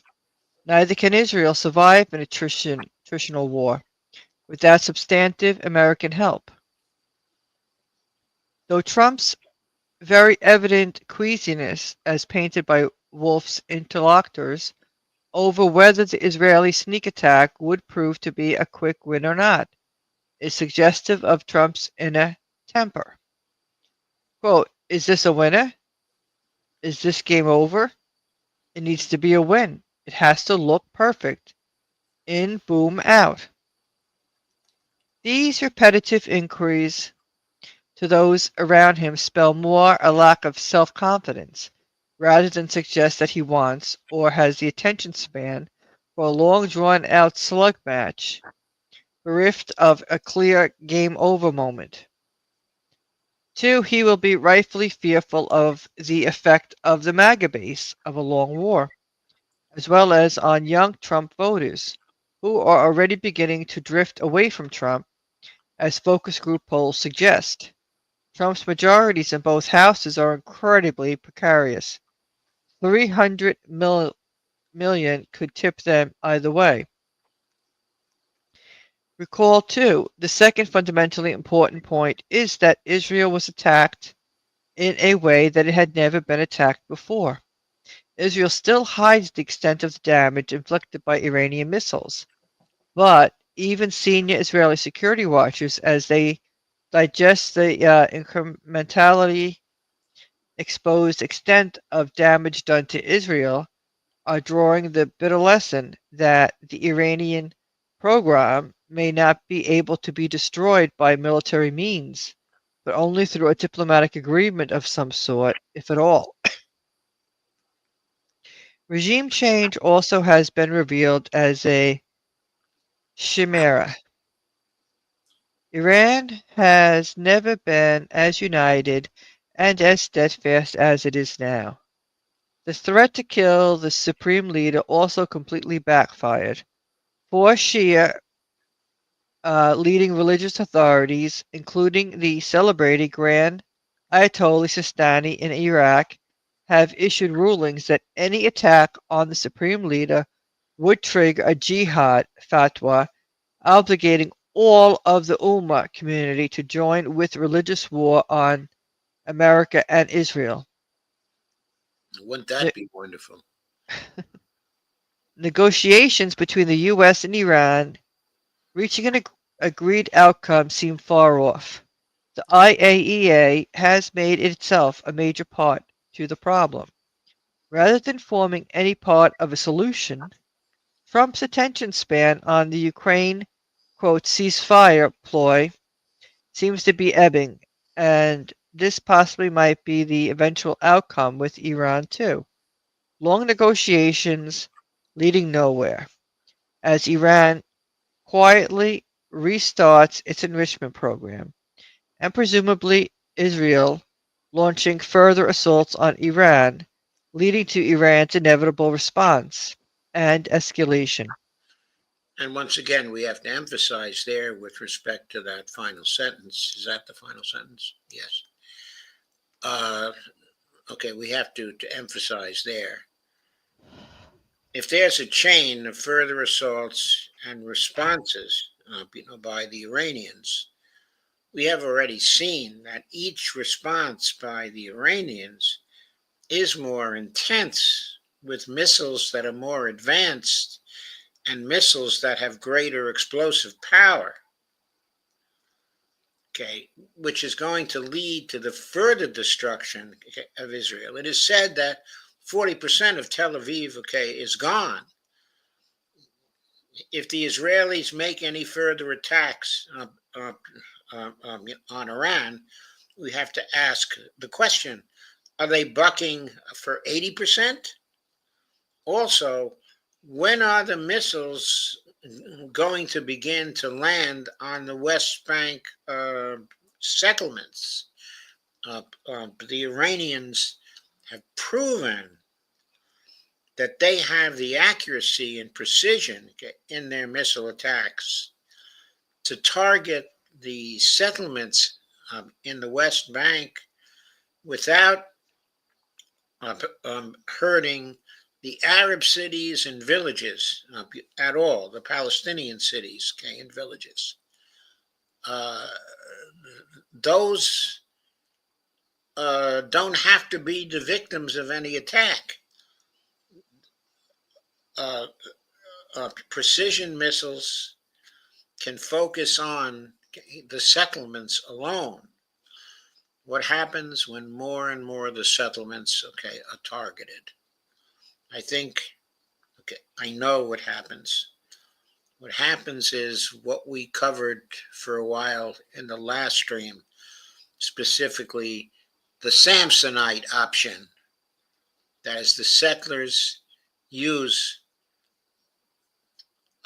their dual passports to go back where they came from. And there are 750,000 of those settlers to go back where they came from. Mm-hmm. If they do, that is the end of Israel's program in the West Bank, because they won't have any people there. They won't have those 750,000 people, still in the West Bank. They'll be gone. And also, those people won't have any political weight in Israel anymore because they'll be gone. Anyway, I think that's going to happen, okay, in the next wave. I know the Iranians don't want to hit any civilians, but after all, with the increasing attacks by the West Bank Israelis on the Palestinians, they can hardly be considered civilians anymore. Rather, they are fascist gangs trying to kill the Palestinians who live in the West Bank. It seems to me that would provide a justification for the Iranians to directly target them. And I look for that to happen if there are future attacks on Iran.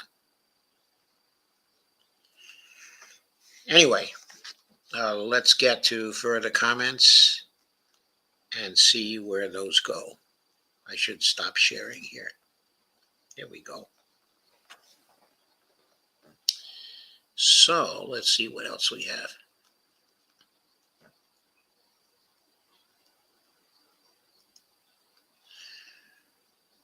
So Steve G2 says someone's using AI Marco Rubio's voice to contact foreign leaders. I saw that, Steve. Ouch.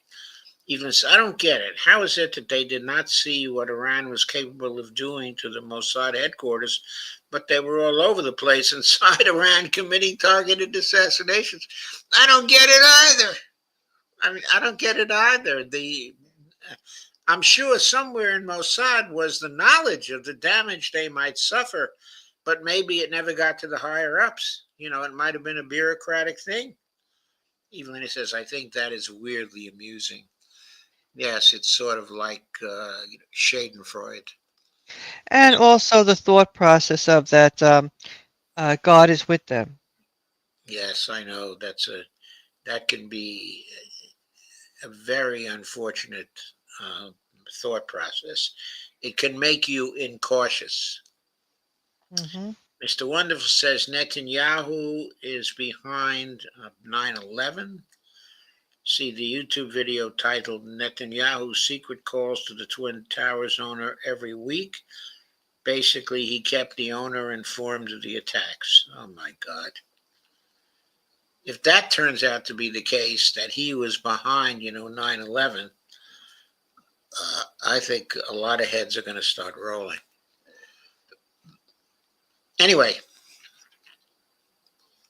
let's get to our last piece of the evening, which may be the most important piece.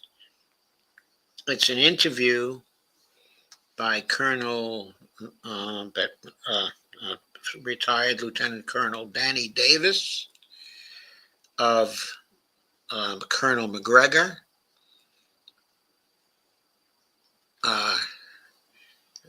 It's a very, very good interview. Why is it showing this way? I don't know. Let me see what I'm doing here. Oh, I see. I see what I'm doing. I just got to go back to the beginning.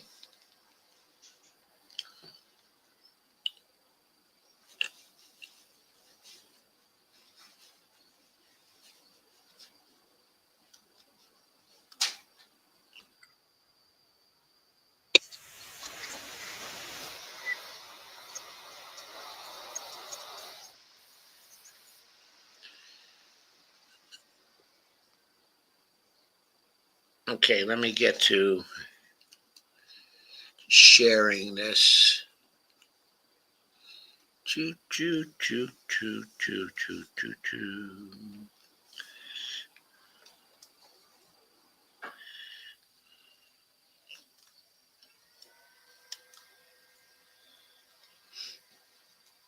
And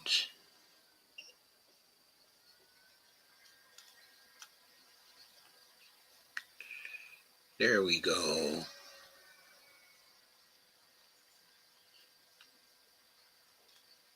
And we're going to do that today with Colonel Douglas McGregor, one of the best analysts there is. Okay, let me push that back to the beginning.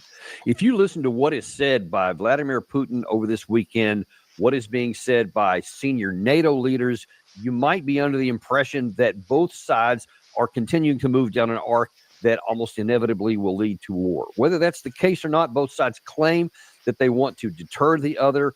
But if we're in one of those security dilemmas to where our actions, instead of causing things to be knocked down or to move towards stability or deterrence on the other side, is actually having the opposite effect.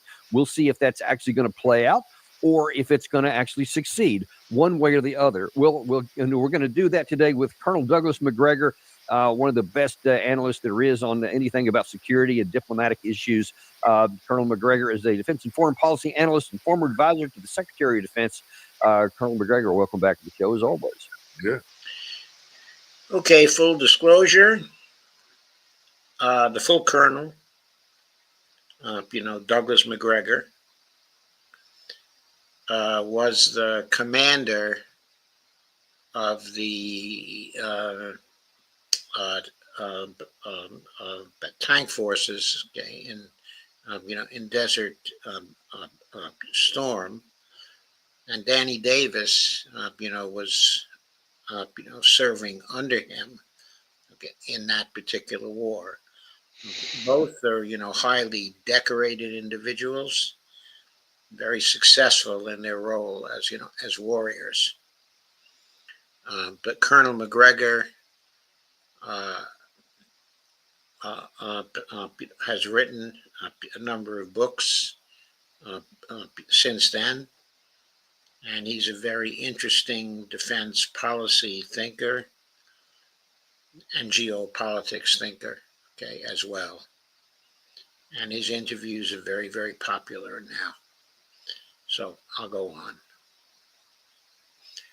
Also, I should say that Danny Davis is pretty good at geopolitics also, as you'll see.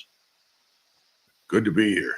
And I'm really grateful to have you on today because a lot of things have been happening over the last few days, over the weekend especially, and I'm real interested to get your take on some of this stuff because there's always what's said publicly, and then there's what's actually going on behind the scenes and what that's going to translate into on the ground. That's one of the reasons we love to have you on, because you cut through all that stuff and give us a really good assessment of it. I want to take off, first of all, on over the weekend, there was something put on by President Putin in Moscow. It was called Everything for Victory. There's this new movement that they have going on. It's called the People's Front.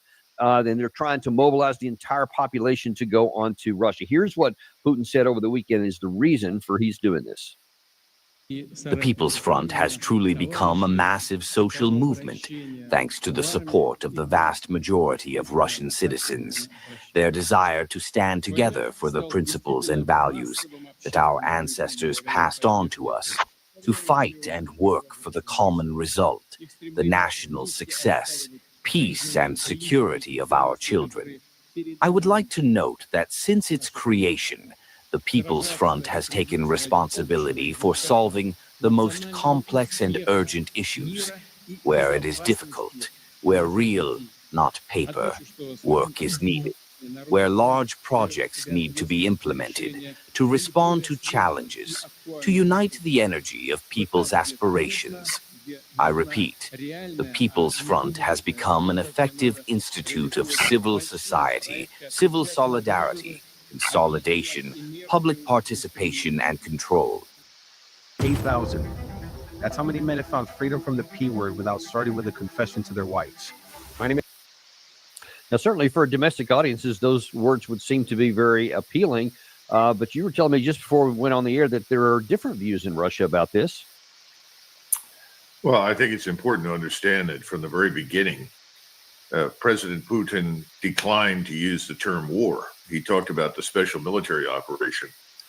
And he was very sensitive to avoiding anything that would disturb domestic peace. In other words, he wanted to maintain the standard of living, ensure that everybody essentially got everything they wanted to eat or purchase or buy. They worked very hard to circumvent sanctions, which has turned out to be an art. And they've done that very successfully. Their economy is humming. Is it doing as well as he would like? Probably not. But by our standards, compared to things here where we're adjusting our GDP for the last quarter down to almost zero, I think they're doing very, very well. Now, there have been some developments. First of all, much to his disappointment, though I think he should never have expected anything different. He thought that he would be able to work with Donald Trump, and Donald Trump would work with him and bring this war in Ukraine to an end. Well, that hasn't happened. And the only way that the war in Ukraine is going to end is if the Russians end it. Now, I think that's coming. It's coming a little late, frankly, and that's the point. I spoke very recently within the last 24 hours to some Russians, and specifically one, with connections in St. Petersburg. And his point to me was very straightforward. He said, Americans don't understand that in Russia, people are discontented not with Putin personally or with his management of the economy or his overall competence. They don't understand why the war in Ukraine has taken this long. They think that if you're going to go to war, you should go to war. In other words, everything should be mobilized. Everything in the country should be committed to winning the war and ending it on terms that meet Russian needs. But the key point is winning it and ending it. This thing has gone on in the view of many, many Russians too long. That's not just the man in the street. That's people in his inner circle. That's people in the government. So now he's come out and said, well, now we're getting ready to go to war. Well, what's changed? Ukraine is not recovering. In fact, the latest figures I've received from multiple sources, including those in Eastern Europe, of people that have been watching this carefully, is that 265,000 Ukrainians have been killed just within the last 6 months. In other words, January through June. We're talking about 265,000 Ukrainian troops. This would bring the total of losses up to probably 1.7, 1.8 million. I have never heard that estimate before. The most I heard before was 1.2 million to 1.3 million. On the other hand, I have great respect for the estimates that Doug comes up with. In the earlier phases of the war, turned out those estimates were right on. I'd like to see what Scott Ritter comes up with, because he also computes his own estimates, and he has been also coming at it from a different way. He's been roughly equivalent to Doug in his estimates. But that 1.7 million fatalities for Ukraine, that is incredible.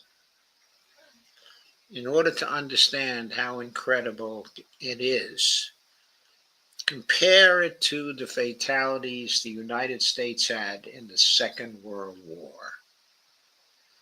The answer to that question is, we had 1/4 of the fatalities in all of the Second World War that the Ukrainians have had in this war. We had roughly 440,000, if I recall correctly, fatalities. And I don't think I'm on the low side on that. If I'm wrong, it was something like 407,000. But it's in that neighborhood, 407,000 to 440,000. And the Ukrainians, 1.7 million in this war. The country is decimated. Now, I haven't heard an estimate from Doug recently about how many Ukrainians are still living inside of Ukraine. But he gave estimates of that, like a year to a year and a half ago. And at that time, he was coming in at 18 million. versus a population at the beginning of the war starting at 40 million. I suspect it's even less than 18 million right now.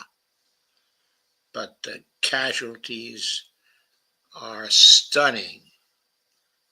It will take Ukraine years and years and years to recover from this war if Ukraine continues to exist, which is a big question right now. Wow. We find that incomprehensible, but I'm afraid it's not. And anybody who knows what real war is like knows from historical experience that's not outrageous. What's interesting is that the losses on the Russian side have been so minimal. And we think they may have lost 120, 130,000 killed, but that's starting back in 2022. Well, there's reasons for that, and we've discussed that before. Armies in retreat that are disintegrating, falling apart, they tend to take much heavier losses. Most of the German losses in World War II occurred in the last 9 months of the war when things were falling apart and disintegrated. So that should not surprise us, but it does surprise a lot of people. Now, what does all of this mean? There's something else that's happening. President Putin and his leadership were understandably very focused on Ukraine. And being so focused on Ukraine, I think they took their eye off the ball in the Caucasus. They weren't watching carefully what Mr. Aliyev, the president of Azerbaijan, was up to.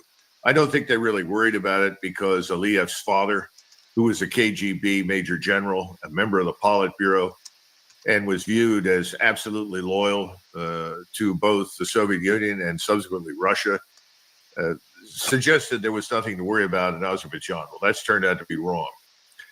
The Azeris have formed a very close relationship with Israel, and that relationship also includes Greater Turkey, in other words, Mr. Erdogan.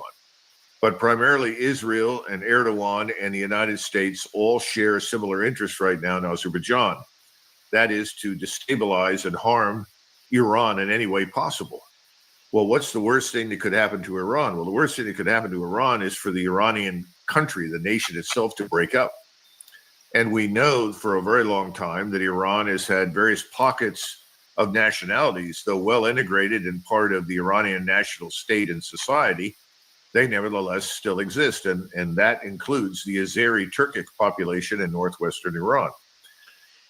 So to comment on that, before this war, with the Israelis, you almost never heard about a possible danger, from the Azeris, from Azerbaijan. There wasn't much talk of that. There was talk of the, of Azerbaijan selling oil to the Israelis. That, of course, was not in the interest, of the Iranians. But it wasn't said that Azerbaijan might actually provide a threat to Iran from the north. But as a result of this war, and the attack by the Israelis, it appeared that some of the drone attacks in the first wave of attacks on Iran actually came over the border, from Azerbaijan. I don't know. I can't assess the accuracy of that statement, but it's a statement that's been made by many sources. And then there were also drone attacks from inside of Iran, from the part of the country where the Azeris happen to live. So anyway, that's a new element for the Iranians to cope with, which was not clear before the Israeli attack, on Iran, but is clear now. And it's a factor for the future, of course. There is now a definite, deliberate, conscious, use whatever terms you want, plan to invade northern Iran by Azerbaijan in the hopes of raising a rebellion in northwestern Iran, centered around Tabriz, which is the center of the Turkic population in northwestern Iran. There are lots of Azeris in Iran who are currently interested in this. So the threat to Iran is very real. That's one part of the problem. The other part of the problem is Azerbaijan was already offering or providing a platform for use by the Mossad, MI6, and CIA against Iran. We're not sure how much was used. In other words, did they launch drones? Probably. But they certainly moved agents from Azerbaijan into Iran, which were then able to set up and cause havoc inside Iran during the 12-day war. So this is part of the problem. And then you have to look further to the west at Syria, understand that Syria is basically part of Greater Turkey. Everything that happens in Syria happens because Mr. Erdogan wants it to or doesn't want it to. Jolani is not an independent agent. He is a figurehead. And Erdogan, for the moment, wants to get along with the Jewish state. However, there are limitations to his cooperation. The number one food for regular BMs, huh? Okay, let's see. Fastest way to clear out stuck poop is by adding. And I'm sorry, Doug, Jelani is a figurehead, and who's pulling his strings? Erdogan. Jelani is just a figurehead in Syria that we, the Israelis, MI6, in other words, US CIA, and Erdogan installed. So Erdogan was always interested in dislodging. So we ought to make the point, in case you don't happen to remember, Jolani, who now is known as Al-Shara, which I think is his real name, was one of the leading members, of ISIS. I think he was in second in command or something like that, of ISIS. And he is well known as a head chopper, among the worst. Mm-hmm. Comes out of, Al-Qaeda. And here we are, the Turks, and we, to some degree, were collaborating with him, inside of Syria in order to bring down, the Assad regime in Syria. So we have helped to trade, the Assad regime. And instead of the Assad regime, we now have a regime which is headed by one of the head choppers. I mean, you can't. If you wrote this, in a novel, I know, it's crazy. It would not be credible. But here we are. We are tied up with a head chopper. The Israelis are tied up with a head chopper. And they're still, I won't say they're still chopping off heads in Syria, but they're definitely attacking and killing the Christians in Syria and the Alawites, who were major supporters of Assad. And the head choppers are committing atrocities every day against these groups. And it's going on in plain sight as we speak. Assad, but for reasons that were different from the Israelis. The Israelis are now in southern Iran, and they intend to stay there, so they say. This is a permanent point of friction with Turkey. The Turks would like to see the Russians leave, but they don't want a confrontation with the Russians. But they would like to control what today we call northern Lebanon, as well as this enclave of Syria that touches the Mediterranean.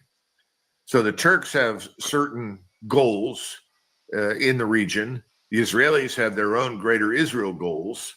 Azerbaijan wants to create greater Azerbaijan as part of a greater Turkic enclave or confederation, if you will, with the hope of eventually exercising some degree of hegemony over the region.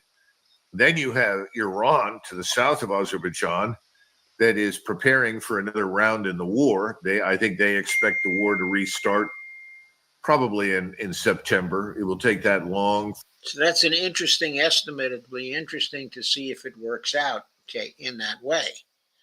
So he's estimating the Israelis won't be ready to restart the war full bore for the rest of the summer, that it'll happen sometime in September. By September, the Iranians might have had enough time to get air defense systems in from China, okay, and from Russia. I understand the Chinese have now started shipping them some air defense systems and are strongly supporting them. That's going to strengthen their air defense. Also, they may be getting some J-10C fighters from the Chinese, okay, as well. I've heard people ask the question, specifically Larry Johnson, he has asked the question, why do they need J-10Cs? They don't need anything but the missiles they have. But J-10C fighters can be used for air defense, okay, as well, because they can meet the Israeli planes in combat, before they get near to Iran, and they can attack the Israeli planes at a distance if they not only get the individual J-10Cs, but they get a system of air defense that involves the A-10Cs and the Chinese version, okay, of AWACS planes. All these planes can be integrated into a communication systems, which is dependent on the Beidou satellite systems that the Chinese have developed. Okay, and the Iranians just shifted from communicating through American satellite systems to communicating through the Beidou systems. So the Iranians were getting ready to get into a Chinese umbrella of communications. Now, once that umbrella is in place, then J-10C planes can easily coordinate with each other and coordinate attacks with planes that are coming in from Israel. Okay, even if those planes are attempting to fire missiles, from outside of Iran. Okay, I understand the radar systems can detect the enemy from something like 150 miles out and can attack them without actually seeing them, through the intermediation of the communication systems and the AWACS types of planes. So this greatly increases the air defense capability of Iran if they can get that in a limited time, before September. And if the air defense system of Iran is greatly strengthened by that time, then it's going to be far worse for Israel, because they'll have almost no success, in attacking Iran, while Iranian retaliations can't be stopped by the Iron Dome, the David Sling, the Arrow systems, the Aegis systems, the THAAD systems.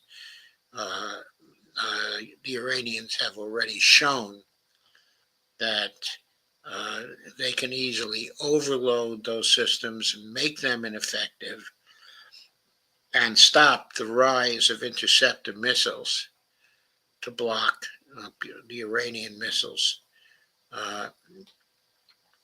In this 2 months of breather that we may have now, by the end of those 2 months, it may be even worse for the Israelis if they try to attack, the Iranians again. I hope they have the wit to understand that they're at very high risk if they try to attack again. Mm-hmm. The best thing for them to do is to settle, is to go to the kind of settlement that Jeffrey Sachs has proposed, because I just think the Iranians are too strong for them right now. But all that's going to happen with the Israelis over the next 2 months is that they're going to have a renewal of their interception capability, because they'll get more of the interceptor missiles. But nothing will fundamentally change with respect to their offensive capability or defensive capability. Whereas on the Iranian side, there's going to be a fundamental change in their defensive capability. So I think the Iranians are going to be in a position to have an overwhelming victory over the Israelis in September if they try to attack again. I hope they have the wit to understand that and they decide to settle. The group that's there now, they just think that God is with them and there's this protection. It's crazy. God is with them, but maybe the destruction of the Mossad building, and the defense ministry will persuade them that maybe God is not with them, but maybe he's with the Iranians. Well, the one thing I listened to, this one rabbi was saying it's time for them to, how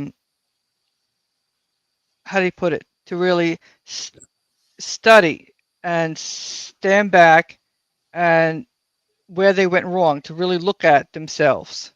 Yes. I think it is time for them to study. Even off what we said just before, even if you look at Genesis 12:3, the blessings, on Abraham do not imply that it's only Abraham, and the line of his descent, going through Isaac and Israel. It doesn't imply that that's the only line that's blessed. In other words, the line, through Ishmael may also be blessed. Yes, they're both blessed. Yes, they're both blessed. Now, the Iranians do not actually descend, though, from Ishmael. In other words, Right. outside of that circle, because they're not Arabs. Right. But still, the Palestinians are Arabs. And based on Genesis 12:3, they must, be blessed equally to the Israelis. So even on grounds of biblical interpretation, maybe the Israelis should think twice about what's going on here. Yeah. Sorry, I couldn't resist that. I'm not a biblical scholar.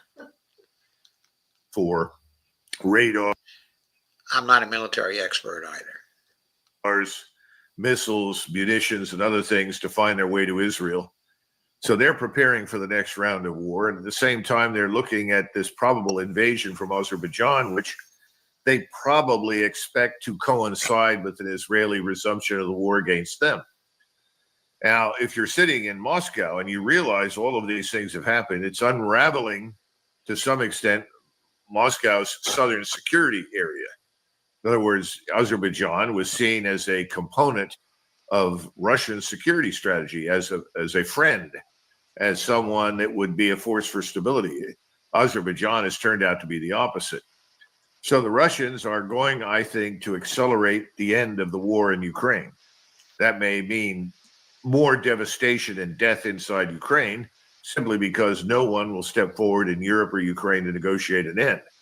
But this incentivizes the Russians to move quickly, and when I say quickly, within weeks, to terminate what's happening in Ukraine. They need now to focus on the Caucasus. They don't want to become embroiled in a war in the Caucasus, but they can't stand by and watch this destabilizing influence that the Israeli, Azerbaijani, and American access is creating, because they can't allow Iran to simply be broken up. Now, keep in mind, Iran's... I think that's a terrific analysis on Doug's part. and I haven't heard it anywhere else. It's from him. He sees the danger. He understands how Russia has to respond. He understands that puts pressure on Russia to end, the Ukraine war. And when you look at that in concert with what Putin is saying, the further mobilization of the population, I think, and when you look at the developments on the battlefield right now, inside, of Ukraine, it does suggest that we may be only weeks away from the end of the Ukraine war. And of course, that end will be on Russia's terms, and they'll be able to shift attention elsewhere. If we do have a breather inside of Iran for a month and a half, by then the Ukraine war could very well be over, and Russia could concentrate on pressuring, the Azerbaijanis to stop what they're doing, because the Russians can place very, very heavy pressure, on the Azerbaijanis without actually getting into a war with them. But of course, if they have a war with Azerbaijan, it would be a very short one. It would be, nothing like the Ukraine war. It would be more like the war between the Russians and the Georgians. So, anyway, I'll go on. Not going to sit there quietly and allow the northwestern part of its country to be cut off and incorporated into Azerbaijan either. But these are all now connected. Everything that we're discussing is connected. And the Russians have a very powerful ground force, as you know, very powerful missile force. I think their armed forces, if you had to pick a time for them to operate and fight, is probably now better than ever. But when you put all of what I just discussed together, you get the rationale for what President Putin is saying. He's saying, look, we are at war. We are being attacked on multiple sides. We have to prepare for this. We have to be prepared to act decisively to win. And it could well be that. In fact, I have one more soundbite from that speech, which would seem to taper in pretty nicely to what you just said, because he's here talking about the external aggression. This is SanDisk's newly launched high-speed portable hard drive for this year, featuring SanDisk chips. It offers 6 terabytes of storage. And when our country, our people faced a direct threat, increasing external aggression, new punitive operations against the residents of Donbass and Novorossiya, the People's Front undertook the very work, the very mission that it was obliged to undertake, because the People's Front is a part of our people. Starting in February 2022, you have deployed and provided worldwide support to our heroes on the front lines, to the defenders of the motherland, their families, the armed forces, the defense industry, everyone who fulfills their patriotic human duty. And he went on there to specifically talk about, I want to completely mobilize the whole population. Sewing battalions, private firms have been helping with drones, volunteering, vehicles, household items, etc. $2 billion, he says, has been destroyed of Western kit has been destroyed by these people, whatever. He goes on there to just really emphasize a lot of detail about how he's trying to incorporate everybody in there. And you're suggesting that this may all be timed now. And because that's the question, why at 3.5 years would you be doing this when it seems like, in one hand, that, maybe the Ukraine side, especially with those casualties, you can't sustain that, too much longer, I wouldn't think. But now then this is going up. So you expect that this could be rather a precursor to an increased combat operation in Ukraine? I think so, but I think it's also a message to us, Dan. He's not just signaling the Russian people that this is coming. There are many, many Russians that have said this should have happened 2-3 years ago. So I think that may not make everyone thrilled, but they understand what's happening. They understand the threats on all sides, the threats from the Caucasus, the threats from Eastern Europe. This is not new in Russian history. If you go back to the czars, particularly in the first half of the 20th century, I would say certainly up until the 1860s, the Russians were engaged militarily almost as frequently in the Caucasus and southern Russia as they were in Eastern Europe. They had problems on both ends. So this is not new, and I think they're prepared to handle it. But I think the message is being sent to us. You need to understand something, Washington. We know what you're doing. We understand the relationship between you, the Israelis, Erdogan, and Aliyev. In other words, Turkey and Azerbaijan. We understand that you want to destroy the unity, the integral state of Iran, because you also want to destroy the One Belt, One Road. You want to destroy the commercial and economic infrastructure that Russia and China are trying to build in Central Asia. You are trying to isolate us. I mean, that's really his message. And he's saying it's not going to work because we will fight. Now, there's a problem here, and that's us. Are we prepared to really fight a major war? He knows we're not. And all he has to do is look at the economy. And before we're through, we should touch on the financial system and the economy and the impact of the big. Okay, that's a central point that Doug, is making. Central point being we're not prepared for war. And I agree. I think we could be prepared in some years, but we're not prepared now. And I don't know why we would desire to prepare for war for years, in order to thwart what the Russians and the Chinese are trying to do up in Asia. We have a lot of problems to tend to here in the United States, at this point. And I don't think we need to go abroad to find monsters to pursue. To quote, was it John Quincy Adams or John Adams? It was one of them who said something. Beautiful bill, among other things. Well, that's a perfect transition because that's exactly where I'd like for us to go, and that is on the financial issue in BRICS. So, Gary, a little bit out of order here. If you can put up that full screen that last night Trump put on Truth Social, a warning and a threat. Any country aligning themselves with the anti-American policies of BRICS will be charged an additional 10% tariff. There will be no exceptions to this policy. And then that weird thing, thank you for your attention to this matter. BRICS is... Boy, is that ever weird. Thank you for your attention to this matter. Not responding well to it. There was some comment this morning where they issued some warnings of their own, trying to not antagonize Trump and didn't go directly to it. But the aggravation is quite clear. Now, for those who may not know, and obviously you do, but for our audience here, I want to show them, because a lot of times when people hear this term BRICS, they don't know what it means, or they think it's just some small thing. Not so much. Look at how much BRICS has actually expanded just in the last few years. BRICS was founded in 2009 by Brazil, Russia, India, and China. And in 2010, South Africa joined. And in 2024, BRICS added 5 new full members, which are Egypt, Ethiopia, Indonesia, Iran, and the United Arab Emirates. And in 2025, BRICS added 10 partner states, which are on the path to full membership in the near future.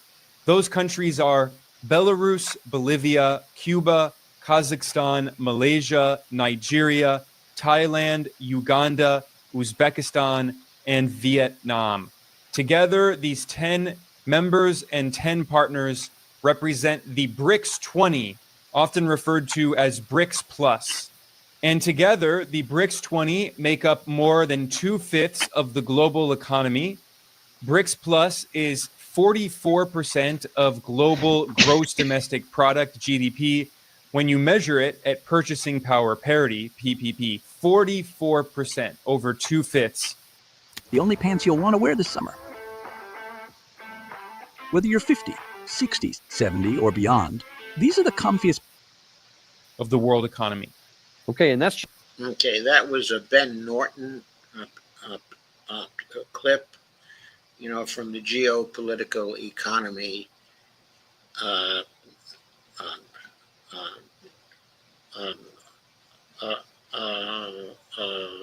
report. Okay, Ben is a very, very good commentator, okay, an analyst. He is very quantitatively oriented, and his stuff is authoritative. And that clip by Colonel Davis was an authoritative clip to present here. All of the figures cited are correct. That's a snapshot as of right now. BRICS is meeting right now in Rio de Janeiro, and they're again trying to expand their market share. More on that in just a second. But now then, let's look at what may be coming next. You mentioned the big beautiful bill, and obviously there's lots of diversity on whether that's going to be a disaster, a catastrophe, or a big beautiful thing. You can talk on that in a minute. But no matter whose version you look at, it's going to add huge amounts of debt onto an already huge burden on top of us. Now, how do you see all that playing out in terms of what the BRICS is doing with the U.S. system? Okay, so now you understand that Colonel Davis, okay, Colonel McGregor, are both now bringing in concerns over the size of the debt. It just gets us into the MMT perspective, because from the viewpoint, okay, of MMT, the size of the debt, since the U.S. is a monetary sovereign, the size of the U.S. debt, the level of the U.S. debt, is not a problem, never a problem from a fiscal sustainability point of view. Also, the size, okay, of the debt to GDP ratio is never a problem from the fiscal sustainability point of view. It may be a political problem because people don't understand the MMT approach, you don't understand the basics of certain things. But of course, the United States has an unlimited capability to create the monetary resources it needs to pay for anything it has to pay for. So therefore, there are no fiscal sustainability problems which arise from the size of the debt. Now, there may be a problem, okay, in actually getting people to buy the debt instruments of the United States. That may happen at some time in the last couple of months. Some of the auctions were not roaring successes. It was hard to find some buyers. I will treat that, okay, in just a minute. But okay, the basic point is that if you can find the buyers, having higher debts is really of no consequence. Having a higher debt to GDP ratio is really of no consequence. But from the standpoint of Colonel Davis and Colonel McGregor, the higher debts are a problem because they believe that the higher debts mean fiscal sustainability problems. So let's keep that in mind as we go on. Well, remember that BRICS is the alternative to the U.S.-dominated financial system, which we created in the aftermath of the Second World War. We effectively stepped into the shoes of the British Empire. And then what emerged was the Anglo-American financial empire.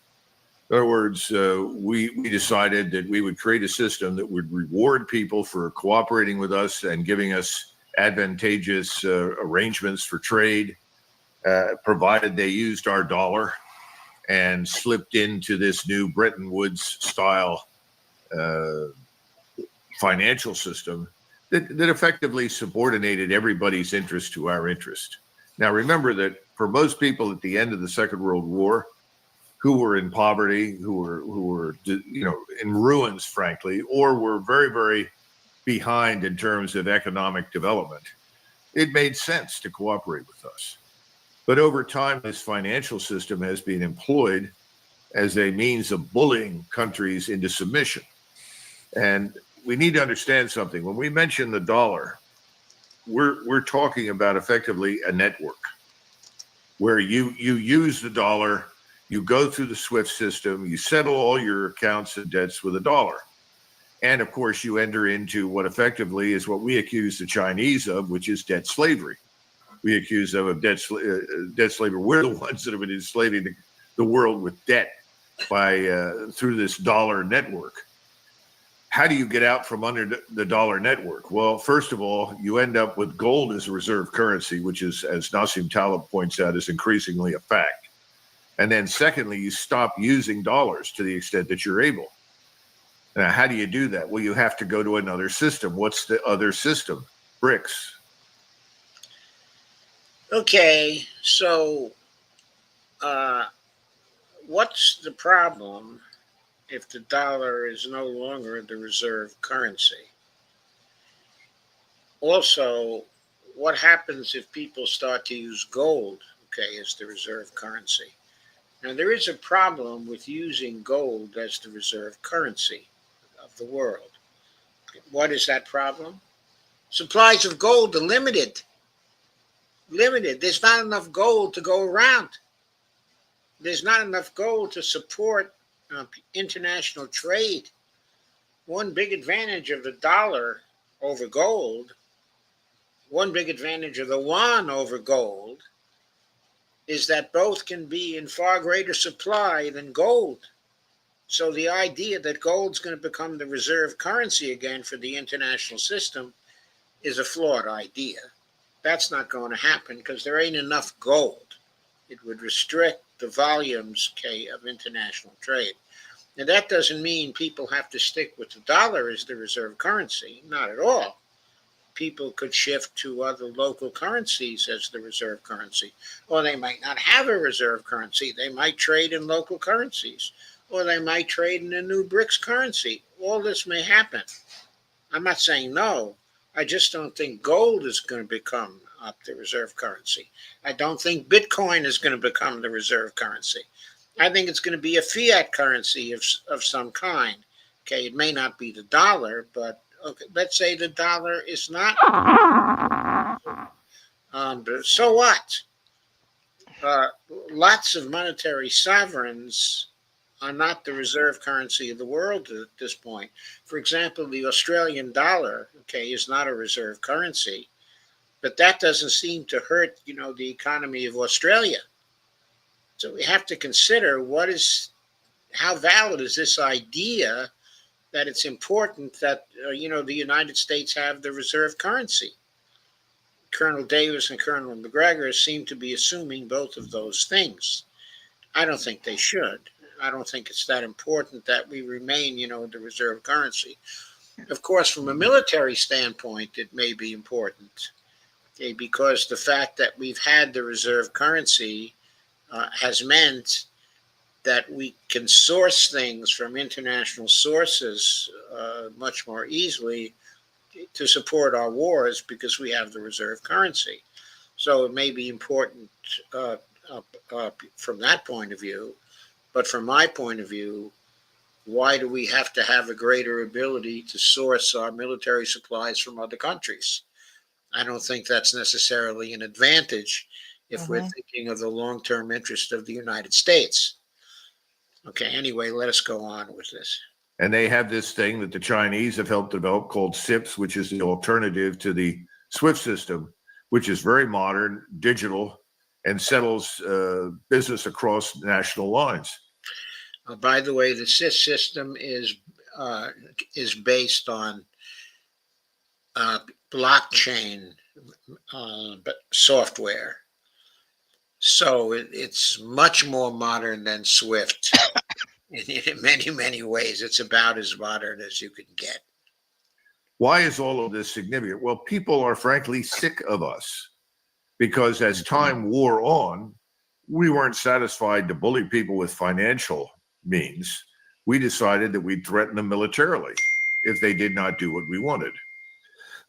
In other words, you own assets in a place like Senegal that has gold mines and produces 20% of its economy produces gold. And let us say that Senegal is in debt to the United States, to France, to Britain, to the Western financial system, and has been using dollars. And suddenly the people in Senegal said, well, we'll never get out from underneath this terrible debt that has been inflicted on us. They turn then to BRICS. And what does BRICS say? Forget that debt. Nationalize your assets, join us, and you can tell the West to fly a kite. Well, I think that's a very valid point. you can tell the West to go fly a kite. Mm-hmm. But if you tell the West to go fly a kite, then the West might make a military attack upon you. However, as the collective East, as the BRICS nations get stronger, and as the Shanghai Cooperation Organization gets stronger over the next 4 years, it's unlikely that people who tell the West to go fly a kite will have to face a military attack.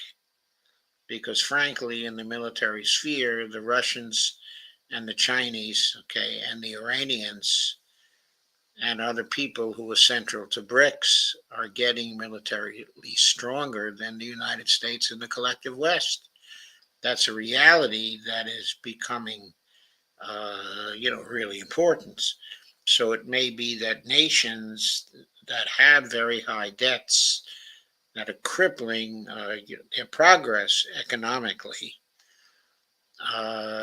may choose to repudiate those debts and restrict their trading only to BRICS nations who will not sanction them. That is a possibility. By the way, I should mention, that's a possibility for Argentina. Now, right now, Argentina is run by someone who is, an Israelophile, okay, and an Americanophile also. And he's a neoliberal, and he's been ruining the economy of Argentina while he's been there. Well, next year is the next election for president inside of Argentina. If he is defeated, okay, in that election, which I think is a pretty good possibility because he's visited lots of suffering on the people of Argentina.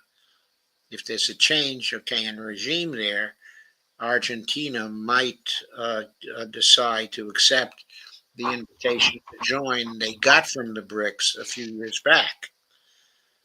And if that happens, Argentina may then be in a position to repudiate its very, very heavy debts they have through operating in the Western financial system, and they might be able to get away with it. If I was running for the presidency of Argentina, I would certainly try to do that, because what was going on in Argentina was they would get these conservative governments that would come in, and run up debts to Western financial sources. Okay, then the people would elect people, had a left-wing government of some sort, and the left-wing government would be left to pay back the debts and wouldn't be able to progress in the social and economic spheres in Argentina. So that would cripple the left-wing people, and then they were replaced again by right-wing people who would keep going with this cycle by running up higher debts, and Argentina could never make any progress. They haven't been able to make any progress since the early 1900s. It's been ridiculous. So anyway, Argentina needs radical change, and BRICS might be able to facilitate that. Well, that's effectively where we're headed right now. In other words, the alternative network, the alternative to the dollar network, to the financial system we built, is emerging. It's emerging very quickly. It's far stronger, far more resilient, more modern in the case of SIPS, for instance, than SWIFT. And it's come online long before anybody thought it was possible. If you had told people 10 years ago that within 10 years, an alternative to the dollar denominated financial system run by the United States and the Anglo-American financial empire would come along that quickly, everybody would say, well, that's impossible. These things take decades to build. Well, okay, he's right about that. But of course, BRICS has been building for decades, since the early 2000s, and certainly since the fifth member of BRICS, South Africa, joined in 2010. Okay, anyway, over the last 2 or 3 years, the progress has been faster and faster. We've been covering that in our streams, and it's been apparent since maybe 2 years ago that there was going to be a strong challenge from BRICS to the existing financial order. And over the last 2 years, I don't think we've been surprised by the rapid progress of BRICS. So I agree it's been rapid, and that 10 years ago we wouldn't have thought too much about it. But as long ago as 2 or 3 years ago, we would have been expecting something like this to happen. Now, right now, the BRICS conference is going on, in Rio. We're seeing it, and in many ways, the movements at the BRICS conference are disappointing compared to last year when the Russians had the chairmanship, of BRICS and worked very, very hard to advance it quite quickly. Nonetheless, there are some advances in BRICS at the present time, and we'll be covering those and going over those in future streams.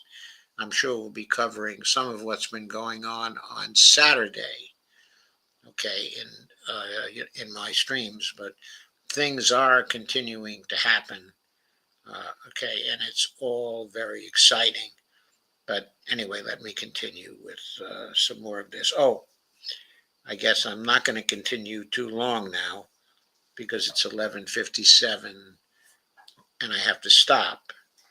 But I think this is a really fascinating stream from the two colonels, Colonel Davis and Colonel McGregor. And I'm going to continue going over it, in my Saturday stream. But we still have just a few minutes, so let us pick up just a little more of it. Turned out that it's there. This zip tie style clip is a total game changer for anyone working on car repairs. It's incredibly It's very real. So de-dollarization now is ongoing. So if you look at Iran and China, for instance, they do all of their business in their own currency. End of discussion. That is going to become the standard around the world. The map that you showed is very important because it doesn't take a genius to figure out that, gosh, that's most of the world. Yeah. That's most of the world's population. And you talked about 45% of global GDP. Well, where are we in terms of global GDP? We've fallen below 23%. The time after World War II, we constitute almost 50% of it. So let's be clear, China and Russia are doing business in their local currencies. And that's a huge amount of business and an increasing amount of business. And China is doing business with other countries in local currencies also. Like, for example, they're doing business with Saudi in local currencies, so that the petrodollar is tending to get far less important than it was. I want to raise the question, so what? As Doug says, we're still 23% of transactions. I don't know if that's completely accurate, but what I'm saying is, if we want to trade in our local currency with other people, other nations will still take our local currency in trade if we take their local currency in trade, if we're reciprocal about it. So the point is, we can still keep trading with other nations even if we're not the reserve currency. It's not the end of the world if we're not the reserve currency. The UK is a monetary sovereign. It no longer has the reserve currency, but it's getting along trading with other people. Australia is not the reserve currency, but it's getting along trading with other nations. Japan is not the reserve currency. The yen is not the reserve currency, but it's getting along fine trading with other nations. You don't have to have the reserve currency to get along fine trading with other nations. Let's be clear about that. On that note, I think I want to end this for the time being. I'm going to pick it up, though, on Saturday. I'm about 23 minutes and 38 seconds in. That's getting close to half of the video. We have another half to go, and we'll pick that up in my Saturday stream because there are a lot of fascinating points in this from a number of different standpoints, okay, that are important. So let me now stop this, okay, at this point, end this here. I'll stop sharing it, and I will go back. I did want to mention one more thing. I was curious, so I looked up the fatalities of the UK in World War II, just so to compare them to the Ukrainian fatalities in this war.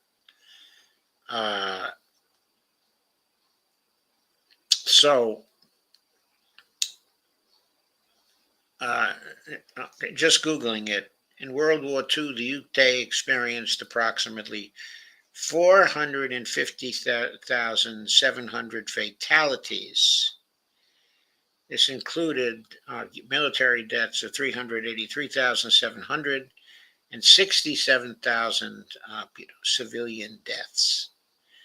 So, of course, the UK felt they went through a really tough time in World War II, and everybody else did also. And they really regretted, that war. It was a tragedy for them.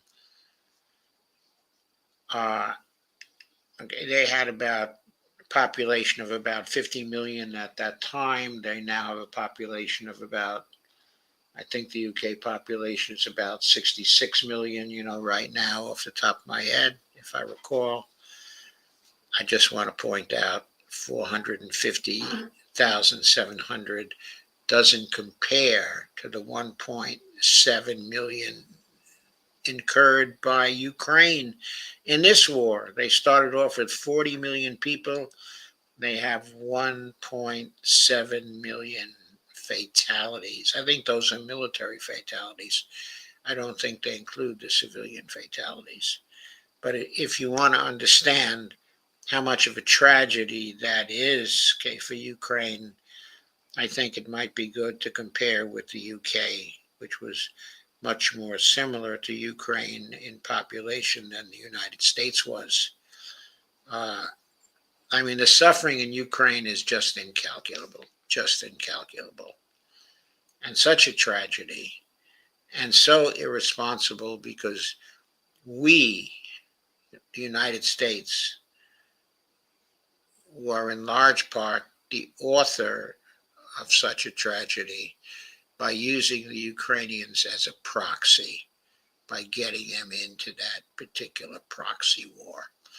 Well, now I want to go back to what we have here and handle the last of your comments. Have you any comments do you want to add at this point?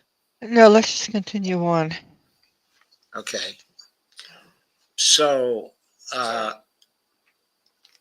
Bonnie has a question.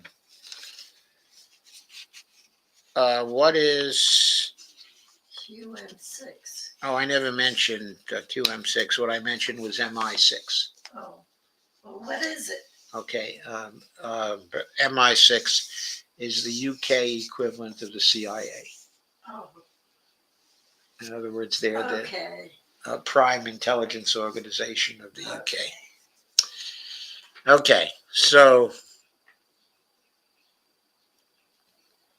and when it comes to actions inside of the Middle East, okay, and Ukraine, that group has been really beastly.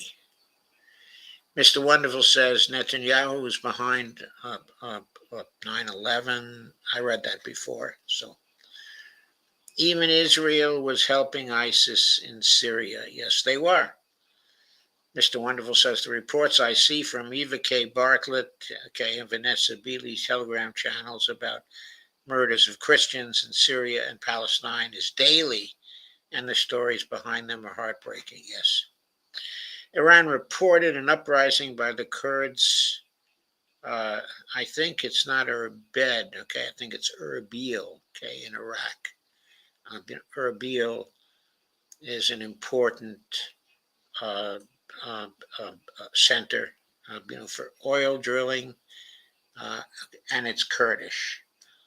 Okay, what does this mean? It's another instance of the Kurds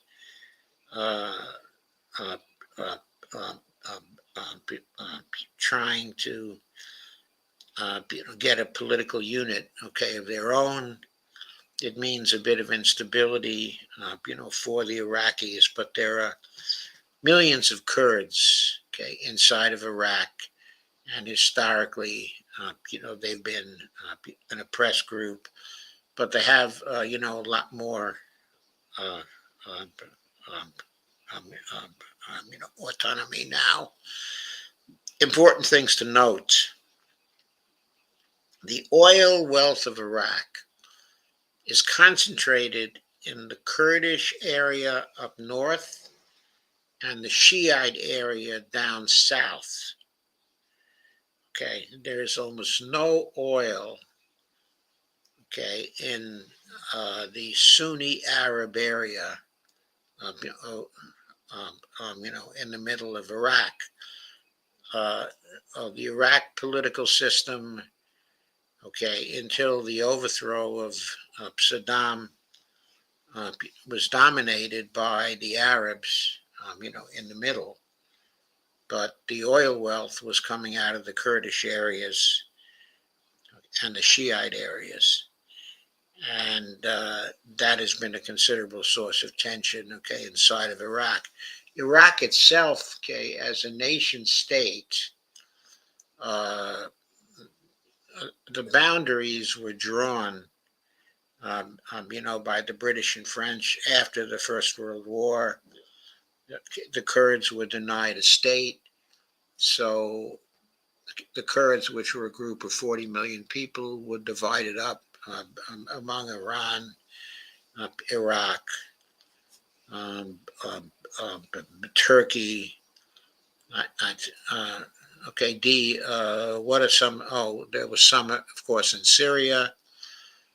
Were there some in Armenia also, D? What was that? Okay, is there any Kurdish population?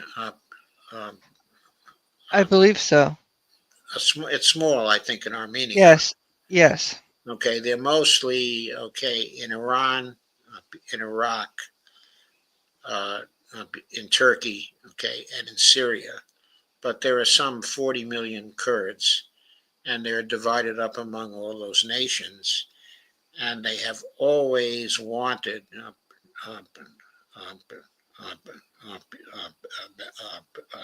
nation of their own, and they've been denied the right of self-determination